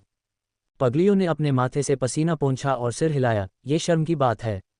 मुझे दूसरों को मारने के लिए जहर इस्तेमाल करने की आदत है, लेकिन आज मैं एक जीवन रक्षक हूँ। घमंडी मत बनो। चेनरुई ने उस आदमी की ओर देखा जिसके चेहरे पर घमंड शब्द स्पष्ट रूप से लिखा हुआ था, तिरस्कार से। मैं जानता हूं कि आप बहुत सक्षम हैं, सर गार्जियन। शुक्रिया, ड्रैगन्स पावरहाउस। पहले एक गलतफहमी हुई थी। मैं, होडेक, आपसे माफ़ी मांगता हूं। हॉबिट अपनी बात में बिल्कुल सीधा था। जहरीले ड्रैगन ने इतने सारे लोगों को बचाया, इसलिए होडेक के दिल में सिर्फ अपराधबोध और कृतज्ञता का भाव था। किंगडम लेवल के एक और शुरुआती चरण, हॉबिट पावरहाउस स्टिकलिन ने भी धन्यवाद कहा। छोड़ो भी, तुम्हारे साथ लड़ाई बहुत मज़ेदार थी। मास्टर पॉइजन ड्रैगन मुस्कुराया, फिर भौहें चढ़ा लीं। हालांकि उन लोगों का जहर किसी तरह से उत्परिवर्तित लगता है, इसलिए मैं इसके बारे में कुछ नहीं कर सकता। होडेक को आश्चर्य हुआ जब उसने देखा कि पगलियों बेहोश हो चुके हॉबिट राजा ओवगे और इनके के साथ साथ एल्डर सक्री सहित कई बुजुर्गों का उल्लेख कर रहा था, जिनसे चेनरुई ने पिछली बार निपटा था। कृपया उन्हें बचाने का कोई रास्ता खोजें। ऐसा नहीं है कि मैं मदद नहीं करना चाहता। इन लोगों का जहर बहुत खास है। हो सकता है कि यह उनकी ताकत की वजह से हो। उन्होंने जो जहर दिया है वह आम हॉबिट के जहर से अलग है। अगर मैं अपनी विधि से ज़बरदस्ती जहर निकाल दूं तो उनकी जान तो बच सकती है, लेकिन उनकी चेतना पूरी तरह जा सकती है। उनका इलाज करना है या नहीं, यह आपके फैसले पर निर्भर है। स्टिकलिन ने अपनी दाढ़ी लगभग नोच ली। ये कैसे हो सकता है? ओवगे और इनके हॉबिट्स के नेता हैं। वे सबसे ताकतवर और साहसी योद्धा भी हैं। अगर वे पूरी तरह से बेहोश हो गए तो यह मौत से भी बदतर होगा। पगलियों ने अपना सिर हिलाया। ओवगे की त्वचा पर हल्के सुनहरे रंग की बनावट की ओर इशारा करते हुए कहा, देखो, उसका जहर उसकी आत्मा में गहराई तक समा गया है। एक बार जब ये बनावट उसके पूरे शरीर में फैल जाएगी तो वह निश्चित रूप से मर जाएगा। ओह, ठीक है, वह इनके शायद बेहतर होगा। उसके पास किसी प्रकार की विषरोधी प्रतिभा होनी चाहिए। उसकी जान बचाना कोई समस्या नहीं होनी चाहिए, लेकिन बेहोश होने की संभावना अभी भी बहुत ज़्यादा है।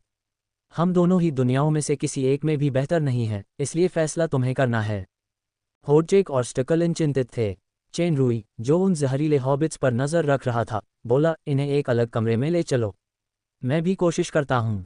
दोनों हॉबिट महाशक्तियों को पता था कि राजकुमार कीमिया का महारथी है, तो शायद कोई रास्ता ज़रूर होगा। उन्होंने तुरंत किसी को आदेश दिया कि ओवगे और बाकी लोगों को एक कमरे में ले जाया जाए। सर होडेक, सर स्टिकलिन, ये हॉबिट दोस्त मर रहे हैं, इसलिए मुझे एक जीवन रक्षा तकनीक सक्रिय करनी होगी।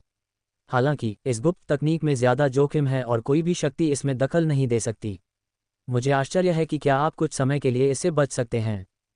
जीवन की गुप्त तकनीक। होडेक और स्टिकलिन ने एक दूसरे को देखा और वे स्पष्ट रूप से हैरान थे। चेनरुई थोड़ा मुस्कुराया, क्या आप मुझ पर भरोसा कर सकते हैं? बाहर के सभी हॉबिट आपके महाराज की बदौलत ही जीवित हैं। आप हमारे उपकारक हैं। हम आपके महाराज पर भरोसा कैसे न करें? महाराज, कृपया इलाज जारी रखें। हॉबिट के मुख्य नेता, जैसे ओवगे, वास्तव में दांव पर थे। खैर, कोई अच्छा रास्ता नहीं था, इसलिए उन्होंने ग्रैंड मास्टर को एक बार कोशिश करने दी। होडेक और स्टिकलिन के कमरे से बाहर जाने के बाद चेनरुई ने डोडो को दरवाजे पर पहरा देने को कहा।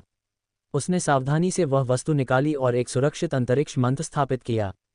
तभी चेनरुई के सिर पर कांटों का मुकुट प्रकट हुआ, जिससे दिव्य श्वास निकल रही थी। दिव्य आशीर्वाद, पवित्र शक्ति प्राप्त करना, सभी बुरी शक्तियों को दूर भगाना, शरीर को शुद्ध और रूपांतरित करना, इसे प्रति घंटे एक बार सक्रिय किया जा सकता है। शुद्धिकरण या रूपांतरण मोड चुन सकते हैं, मल्टी टारगेटर्स को लॉक कर सकते हैं। कांटों का मुकुट सभी बुरी शक्तियों को नियंत्रित और नष्ट कर सकता था। वास्तव में शक्तियां वास्तव में अच्छी या बुरी नहीं होतीं। तथाकथित बुराई तो बस एक विपरीत कथन था। केवल विष के लिए कांटों का मुकुट वास्तव में एक शत्रु था। चेन रूई द्वारा दिव्य आशीर्वाद की शुद्धि विधि चुनने के बाद ओवगे और अन्य लोगों पर एक शुद्ध और पवित्र चमक चमक उठी। ओवगे के शरीर पर गहरे सुनहरे रंग की बनावट किसी जीवित प्राणी जैसी थी। पवित्र शक्ति का सामना करते ही वह तुरंत पीछे हट गया। दिव्य आशीर्वाद की शक्ति अत्यंत प्रबल थी, खासकर चेन रूई के प्रकाश महिमा के शरीर के माध्यम से। जल्द ही पवित्र प्रकाश ने ओवगे के पूरे शरीर को ढक लिया। बनावट को छिपने की कोई जगह नहीं मिली और वह ऐसे भिनभिना रहा था मानो दुखद चीख रहा हो। अंत में वह चमक के नीचे धुएं में विलीन हो गया। बनावट पूरी तरह से गायब हो जाने के बाद चेन रूई ने स्पष्ट रूप से महसूस किया कि ओवगे सहित कई लोगों की बेहद कमजोर जीवन शक्ति धीरे धीरे ठीक हो रही थी और लगभग रुकी हुई सांसें भी सामान्य होने लगी थीं। वे स्पष्ट रूप से खतरे से बाहर थे। इसमें केवल एक अपवाद था और वह था गुफा हॉबिट का राजा इनके। जब इनके के शरीर पर दिव्य आशीर्वाद की शक्ति से सुनहरी बनावट चमक उठी, हालांकि वाष्पीकरण के कुछ निशान थे, वे और भी सघन हो गए थे, गहरे सुनहरे रंग से एक खास रक्त रंग में ठोस हो गए थे। उसी समय एक भयानक विनाशकारी सांस निकलने वाली थी। चेन रूई को शायद इसकी उम्मीद थी। दरअसल इस अलग कमरे के पीछे उसकी असली मंशा यही थी। उन्होंने बहुत पहले ही इनके की विसंगति का पता लगा लिया था। विश्लेषणात्मक आंखों ने दिखाया। जाति हॉबिट, आत्मा प्रकार, व्यापक शक्ति मूल्यांकन S जोड़ शारीरिक बनावट S जोड़ ताकत S जोड़ आत्मा S जोड़ गति S जोड़ विश्लेषण बेरसेक उत्परिवर्तित जहर रक्त बलिदान आत्मा। खतरे का स्तर कम। इनके ने असल में अपनी शक्ति का एक हिस्सा छिपा रखा था जो राज्य से बस एक कदम की दूरी पर था। सबसे महत्वपूर्ण बात यह नहीं थी, बल्कि आत्मा रूपांतर और रक्त बलिदान आत्मा थी। चेन रूई ने ये दोनों गुण सिर्फ एक ही व्यक्ति में देखे थे, वो थी वेरोनिका। गुफा हॉबिट के सर्वोच्च राजा के पास वास्तव में रसातल शक्ति है। इस दृष्टिकोण से गोल्डन ब्राइट अंडरग्राउंड पैलेस, जहां गुफा हॉबिट रहता है, के विनाश का एक और रहस्य हो सकता है। इतना ही नहीं, उत्परिवर्तित जहर शक्ति वाला इनके ही थिक सॉइल कैसल में जहर दिए जाने और यहां तक कि पूरी हत्या की घटना के पीछे का असली हत्यारा हो सकता है। चेन रूई के चेहरे पर एक मुखौटा था, भगवान को खाने वाला मुखौटा। वह इनके को नियंत्रित करना चाहता था, पूरी साजिश को समझना चाहता था, साथ ही वेरोनिका को बचाने के लिए आत्मा के रूप और रक्त बलिदान आत्मा के रहस्य को भी समझना चाहता था। भगवान भक्षी मुखौटे पर पीली रोशनी चमक उठी और कठपुतली की शक्ति सक्रिय हो गई। इनके का शरीर, जो कोमा में था और गतिहीन था, कांप उठा। उसकी आंखें अचानक खुल गईं और उसकी पुतलियों में खून जैसी एक अजीब सी रोशनी दिखाई देने लगी। पीली रोशनी और खूनी रोशनी एक जगह उलझ गई थीं। कुछ देर के लिए गतिरोध की स्थिति बन गई। ईश्वर भक्षी मुखौटा अपनी शक्ति से कमजोर किसी भी वस्तु को अपनी इच्छा से कठपुतली में बदल सकता था। चेन रूई ने इसे बिना किसी समस्या के कई बार इस्तेमाल किया था। अब इनके का सामना करते हुए, जिसकी शक्ति उससे कम थी, उसे पहली बार इतने प्रबल प्रतिरोध का सामना करना पड़ा था। कांटों के मुकुट की शक्ति ने इनके पर गहरा अंकुश लगा दिया था और ईश्वर भक्षी मुखौटा तेजी से प्रबल हो गया, जबकि रक्त प्रकाश धीरे धीरे कमजोर होता गया। चेन रूई को साफ महसूस हुआ कि रक्त प्रकाश इनके की आत्मा में विलीन हो गया है। एक बार पूरी तरह से हट जाने पर इनके का जीवन भी नष्ट हो जाएगा। ये रक्त बलिदान आत्मा की शक्ति है। कितना जिद्दी! चेन रूई का मन थोड़ा भारी हो गया और उसने ईश्वर भक्षी मुखौटे की कठपुतली शक्ति को दूर कर दिया। जैसे ही वह शक्तिशाली नियंत्रण शक्ति गायब हुई, इनके को अब कोमा में रहने की कोई परवाह नहीं रही।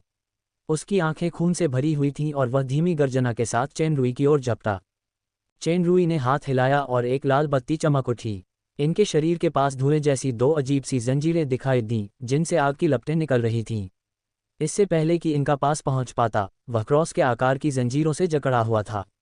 ये दोनों जंजीरें अलौकिक लग रही थीं, लेकिन उनमें एक जबरदस्त संयम शक्ति थी। इनका एक पल के लिए हवा में ही ठिठक गया। इनके बंधन में बंधने को तैयार नहीं था। उसके शरीर का गहरा सुनहरा रंग खून जैसा लाल हो गया था। उसका शरीर दुगुना हो गया था और उसकी हथेलियां जानवरों के पंजों जैसी हो गई थीं, जिससे एक हल्की सी जहरीली गंध आ रही थी। उसकी ताकत कई गुना बढ़ गई थी, लेकिन वह अब भी बेड़ियों से आज़ाद नहीं हो पा रहा था। चेन रूई ने ठीक यही सच्ची ज्वाला की बेड़ियों का नियम अपनाया था। जब बंधा हुआ व्यक्ति संघर्ष करता, तो बेड़ियों की शक्ति मांस और रक्त को भस्म करने लगती। लेकिन इनके को इस भयानक भक्षण शक्ति का एहसास नहीं हुआ और वह अभी भी अपनी बेरसेक प्रतिभा से बेतहाशा संघर्ष कर रहा था। चेन रूई ने इनके की ओर इशारा किया और लाल धुएं के पास 2 चांदी सफ़ेद पारदर्शी जंजीरें थीं। राफेल द्वारा दी गई मन की जंजीर एक शक्तिशाली कलाकृति थी जो आत्मा और आत्मिक शक्ति को कैद कर सकती थी। इन दिनों चेन रूई ने मन की जंजीर का पूरा विश्लेषण कर लिया था, इसलिए वह इसका इस्तेमाल आसानी से कर सकता था। हालांकि सच्ची ज्वाला की बेड़ियों के साथ अग्नि और वायु की मोहर में विलीन होने के लिए इस नियम को आत्मसात करने में उसे काफ़ी समय लगेगा। जैसे ही मन की जंजीर का इस्तेमाल हुआ, इनके ने एक भयानक दहाड़ लगाई और संघर्ष अचानक कम हो गया। ये स्पष्ट था कि आत्मा की कैद ने इनके पर और भी ज्यादा संयम बरता था। चेन रूई के विचार गतिमान हो गए और कांटों का मुकुट दमनकारी दिव्य आशीर्वाद की चमक को बनाए रखता रहा। उसने ईश्वर भक्षी मुखौटे की कठपुतली शक्ति को फिर से सक्रिय किया और विश्लेषणात्मक आंखों ने एक आत्मिक संदेश भेजा, अगर तुम जीना चाहते हो तो अपना प्रतिरोध छोड़ दो, मेरे अधीन हो जाओ। अपनी मौजूदा ताकत के साथ इनके को नष्ट करना आसान होगा। वह बस नियंत्रण करना चाहता था। हाँ, इनके ने तिरस्कारपूर्वक हंसते हुए कहा, मेरे स्वामी सोसबैक भय पर नियंत्रण रखने वाले सबसे महान प्राणी हैं, घृणा के स्वामी के बाद दूसरे स्थान पर। मैंने अपने स्वामी की महान इच्छा को पहले ही स्वीकार कर लिया है, मैं आप जैसे तुच्छ चींटी के आगे कैसे झुक सकता हूँ। अध्याय 960 भूमिगत। लॉर्ड सोसबैक से डरते हो? चेन रूई ने ठंडी आवाज में कहा, भले ही नफरत करने वाले लॉर्ड क्विलियाना यहाँ व्यक्तिगत रूप से हो, मैं उन्हें घुटने टेकने और मेरे सामने समर्पण करने पर मजबूर कर दूंगा। इनके को उम्मीद नहीं थी कि सामने वाला व्यक्ति सर्वोच्च घृणा के स्वामी का नाम जानता होगा और उसने इतनी बेरुखी से बात करने की हिम्मत भी की। जैसे जैसे वह दहाड़ता गया, उसका चेहरा और भी भयानक होता गया। चेन रूई ने ज्यादा कुछ नहीं कहा, उसने इनके शरीर पर चमक रही दिव्य आशीर्वाद की शक्ति के दबाव को बढ़ा दिया। सच्ची ज्वाला की बेड़ियों और मन की जंजीरों से जकड़ा हुआ इनके न तो संघर्ष कर पा रहा था और न ही बच पा रहा था। वह तेजी से और दुखद रूप से चीखा। हॉबिट के राजा की आंखों में अचानक एक उग्रता छा गई और उसके शरीर की सतह से मानव आकार का रक्तधुंध निकला। रक्तधुंध पर 2 स्पष्ट चांदी के निशान थे, फिर वे फट गए और रक्तधुंध बिना किसी निशान के गायब हो गई। खून का कोहरा छटने के बाद हॉबिट किंग इनके की पुतलियां फिर से सामान्य काली हो गईं और वे बेहद थके हुए लग रहे थे। खून का पैटर्न गायब होने के कारण उनकी त्वचा भी जमने जैसी स्थिति में आ गई। महाराज इनके, क्या आप ठीक हैं? चेन रूई ने जल्दी से पूछा। इनके की कर्कश आवाज कमजोर लग रही थी। मेरे सबसे भयानक दुष्स्वप्न से मुझे बाहर निकालने के लिए धन्यवाद, मानव मित्र। इतना कहते ही अचानक एक क्लिक की आवाज आई और इनके चेहरे पर एक दरार सी पड़ गई। फिर उसके पूरे शरीर पर दरारें पड़ गईं जो बिखरी हुई बजरी में बदल गईं और फिर हवा में गायब हो गईं। चेन रूई को झटका लगा। इनके को नियंत्रित करने वाली रसातल चेतना के समाप्त होने के बाद इनके का भी वास्तव में विनाश हो गया। भले ही इस तरह के पूर्ण विनाश के लिए पुनरुत्थान औषधि बेकार थी। मुझे बताओ, रक्त बलिदान आत्मा और आत्मा संस्करण के साथ क्या हो रहा है? भूमिगत वेदी नष्ट कर दो, स्वर्णिम चमकीला भूमिगत महल। इनके ने आखिरी कुछ शब्द पूरी ताकत से कहे और उसकी आवाज़ बेहद कमज़ोर थी। अगर चेन रूई की सुनने की शक्ति इतनी तेज़ न होती तो वह उस सवाल का जवाब बिल्कुल नहीं सुन पाता। इससे पहले कि वह इसके बारे में सोच पाता, इनके शरीर और आत्मा पूरी तरह से नष्ट हो चुके थे।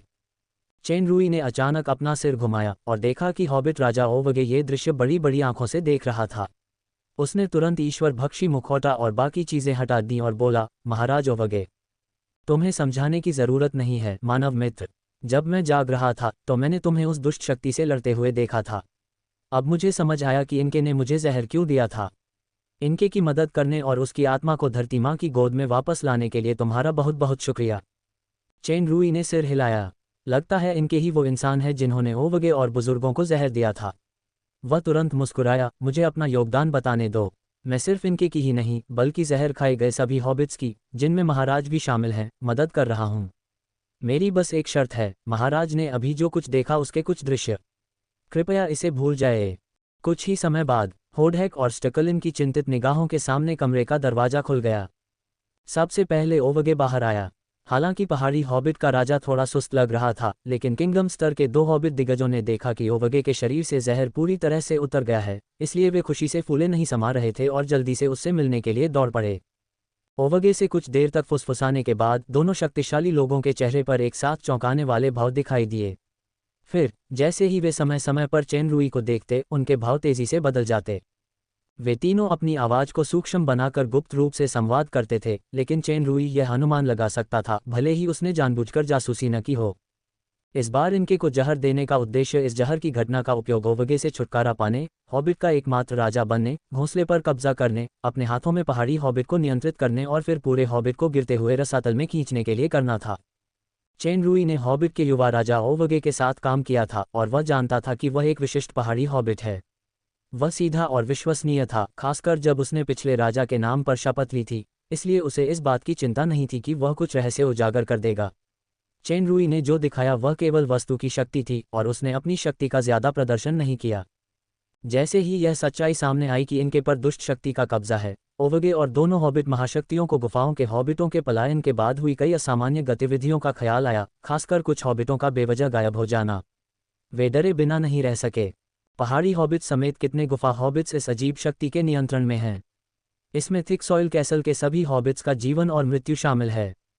ओवगे ने चेन रूई को बुराई को दूर करने के लिए दिव्य शक्ति का उपयोग करते देखा था, इसलिए उसने चेन रूई से फिर से मदद मांगी।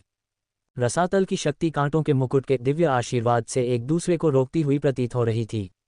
दिव्य आशीर्वाद की शुद्धिकरण शक्ति के प्रभाव में रसातल की शक्ति से क्षरित लोग छिप नहीं सकते थे।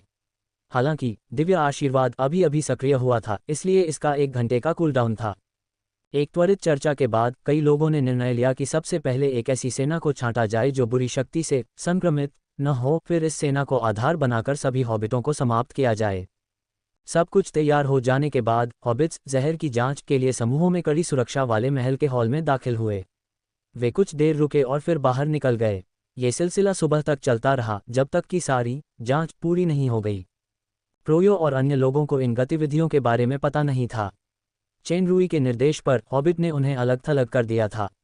किसी भी स्थिति से निपटने के लिए जहरीले ड्रैगन को निगरानी के लिए छोड़ दिया गया था, जबकि जोला और डोडो चेन रूई के सहायक थे जो जरूरत पड़ने पर उसकी ओर से काम कर सकते थे। दिव्य आशीर्वाद शुद्धिकरण की शक्ति से हजारों हॉबिट्स की पहचान की गई थी जिनमें समस्याएं थीं। 90% हॉबिट्स गुफाओं में रहने वाले हॉबिट्स थे। इनके विपरीत, जिनकी आत्मा पूरी तरह से रसातल में विलीन हो गई थी, ज्यादातर हॉबिट्स थोड़े समय के लिए रसातल की शक्ति से क्षीण हो गए थे। शुद्धिकरण की शक्ति से वे धीरे धीरे सामान्य हो गए, लेकिन उनमें से कुछ, जिनकी आत्माएं पूरी तरह से प्रभावित हो चुकी थीं, ठीक नहीं हो सके, इसलिए उन्हें अस्थायी रूप से कैद कर लिया गया। मोटी मिट्टी के महल के छिपे हुए खतरों से निपटने के बाद ओवगे ने तुरंत अपना ध्यान मोटी मिट्टी के महल की भूमिगत खदानों पर केंद्रित कर दिया।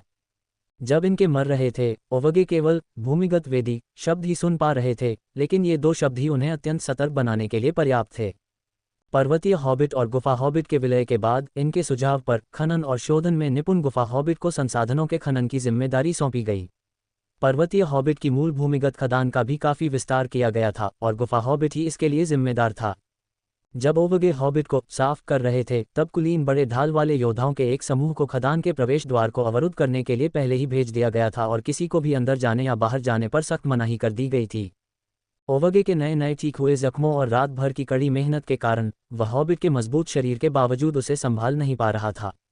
वह अब महल में स्वास्थ्य लाभ कर रहा था। चेन रूई के जोरदार आग्रह पर वह जोला और डोडो के साथ 2 हॉबिट महाशक्तियों के साथ खदान में दाखिल हुआ। गुफा हॉबिट सबसे शक्तिशाली खनिक होने के योग्य था। पहाड़ी हॉबिट के समय की तुलना में खदान का आकार 2 गुना हो गया था और यह डार्क मून में माउंट शिलोन की खदान के मुख्य गड्ढे से कहीं ज्यादा बड़ा था। पूरी खदान एक शानदार भूमिगत शहर जैसी थी। केबल कार, मैजिक लोकेटर और नीचे उतरने वाली रस्सी अच्छी तरह से सुसज्जित थी। लेआउट भी काफी सुंदर था और सुरक्षा का कोई खतरा नहीं था। चेन रूई और अन्य लोग केबल कार से नीचे उतरे। उन्हें लगा कि खदान में हवा और रोशनी की व्यवस्था बहुत अच्छी थी और रास्ते में उन्हें कुछ भी असामान्य नहीं दिखाई दिया। हालांकि अप्रत्याशित रूप से विशाल खदान में गुफा हॉबिट दिखाई नहीं दिए। चारों ओर सन्नाटा सा छा गया। इस पर होडहैक और स्टिकलिन भी हैरान रह गए। गुफा के हॉबिट आधी रात को काम शुरू करते हैं। अभी तो पीक आवर होना चाहिए। ये खाली कैसे हो सकता है? जरूर कुछ गड़बड़ है। लगभग आधे घंटे बाद केबल कार खदान के तल पर उतर गई। तल एक चौड़े चौक जैसा गोल था। वहां एक विशाल हॉबिट मूर्ति खड़ी थी, जिसके कंधे पर एक क्रॉसबो था और हाथ में खनिज थे। ये गुफा हॉबिट का प्रतीक चिन्ह था। होडचेक बोला, महामहिम आर्थर, कृपया दोनों अभिभावकों के साथ यहीं प्रतीक्षा करें। स्टिकलिन और मैं जाकर इसकी जांच करेंगे। चेन रूई ने सिर हिलाया। होडेक और स्टिकलिन खदान के इलाके से वाकिफ थे और सुपर पावरहाउस बेहद तेज थे। खदान चाहे कितनी भी बड़ी क्यों न हो, उसे खोजने में ज्यादा समय नहीं लगेगा। कुछ ही देर में होडचेक और स्टिकलिन भौहें सिकोड़ते हुए अपने मूल स्थानों पर लौट आए। दोनों ने सभी रास्तों और बिलों का चक्कर लगाया, लेकिन उन्हें कुछ नहीं मिला। महाराज, यहाँ कोई खोज नहीं है। चलो महल में वापस चलते हैं। जरा रुको। चेनरुई जमीन पर कुछ नाप रहा था और कुछ लिख रहा था। जोला, जो उसके बगल में था, कुशलता से तत्वशक्ति से पानी डाल रहा था और अपनी स्थिति बना रहा था, जबकि स्लाइम कुशलता से मास्टर को प्रोत्साहित कर रहा था। महाराज, होडचेक और स्टकलिन, दोनों अनुभवी दिग्गज, तुरंत पहचान गए कि निशान खींचे गए थे, प्राचीन रून जादू चक्र। पता चला कि कीमिया के महागुरु का राजकुमार जादू के चक्रों और प्राचीन रूनों का भी बड़ा जानकार है। दोनों हॉबिट्स अपनी हैरानी जाहिर किए बिना नहीं रह सके। महाराज, क्या यह मूर्ति हो सकती है? स्टिकलिन ने देखा कि चेनरुई द्वारा चित्रित रून गुफा हॉबिट की मूर्ति के चारों ओर घूम रहे थे और वह तुरंत कुछ अनुमान लगा सका। अगर मेरा अंदाजा सही है तो हमारे सामने जो जगह दिख रही है, यानी यह खदान, उसे एक बहुत ही खास शक्ति ने बदल दिया है। मैं इस विस्थापित जगह को फिर से स्थापित करना चाहता हूँ। चेनरुई ने गहरी सांस ली। दो सज्जनों, कृपया सावधान रहें। मैं रिवर्सन शक्ति को सक्रिय करने जा रहा हूँ। अपनी बात खत्म करने के बाद चेनरुई ने जोला की ओर सिर हिलाया। जोला ने अपनी उंगली चटकाई और जमीन पर अनगिनत तारों जैसे सुनहरे चमकदार धब्बे चमक उठे। ये चमकदार धब्बे एक खास क्रम में जुड़े हुए थे। पल भर में उनके सामने का दृश्य पूरी तरह बदल गया। वह मैदान, जो पहले तो चमकता हुआ था और मूर्ति के अलावा खाली था, अचानक नरक में बदल गया। हवा खून की ऐसी गंध से भरी थी कि उल्टी आने को मन कर रहा था, और जमीन लाशों और हड्डियों से भरी थी। उनमें से कुछ हॉबिट थे और कुछ इंसान। हॉबिट की मूर्ति का मूल स्थान एक रक्त लाल वेदी बन गया। धिक्कार है। होडहैक और स्टकलिन ने गुस्से भरी निगाहों से अपने सामने की हर चीज को देखा। चेनरुई के चेहरे के भाव गंभीर हो गए। उसने ऐसी ही वेदियां दो जगहों पर देखी थी। एक, दानव क्षेत्र की श्वेतपंख संपदा, जहां सिकली ने पूरे टाउन मासिमो को जीवन बलि के रूप में कत्ल कर दिया था। दूसरी, दुष्वप्न वन्य क्षेत्र के दुष्वप्न ज्वालामुखी में, जहां ऑक महान जादूगर लोंगमेटल ने अनगिनत मनुष्यों, ऑक और अर्ध ऑक की बलि दी थी। ये वेदी व्हाइट फेदर एस्टेट से काफी बड़ी थी, लेकिन नाइटमेयर ज्वालामुखी की वेदी से थोड़ी नीची थी, और इसमें ज्वालामुखी वेदी के रक्त रंजित रसातल के पाठ नहीं थे। या यूं कहें कि इस वेदी का निर्माण अभी उस स्तर तक नहीं पहुंचा था। खूनी माहौल और भी गहरा होता गया। धीरे धीरे यह एक अशांत रक्त नदी में बदल गया। जगह भी बदलने लगी और एक नया स्थान सभी की स्थिति को घेर लेता था। रक्त नदी का क्षेत्र और भी विस्तृत होता गया। पलक झपकते ही केंद्रीय वेदी हवा में उठ गई। उनके पैरों के नीचे अंतहीन रक्त सागर था, जो विनाशकारी सांसों से भरा हुआ, अजीब और भयानक लग रहा था।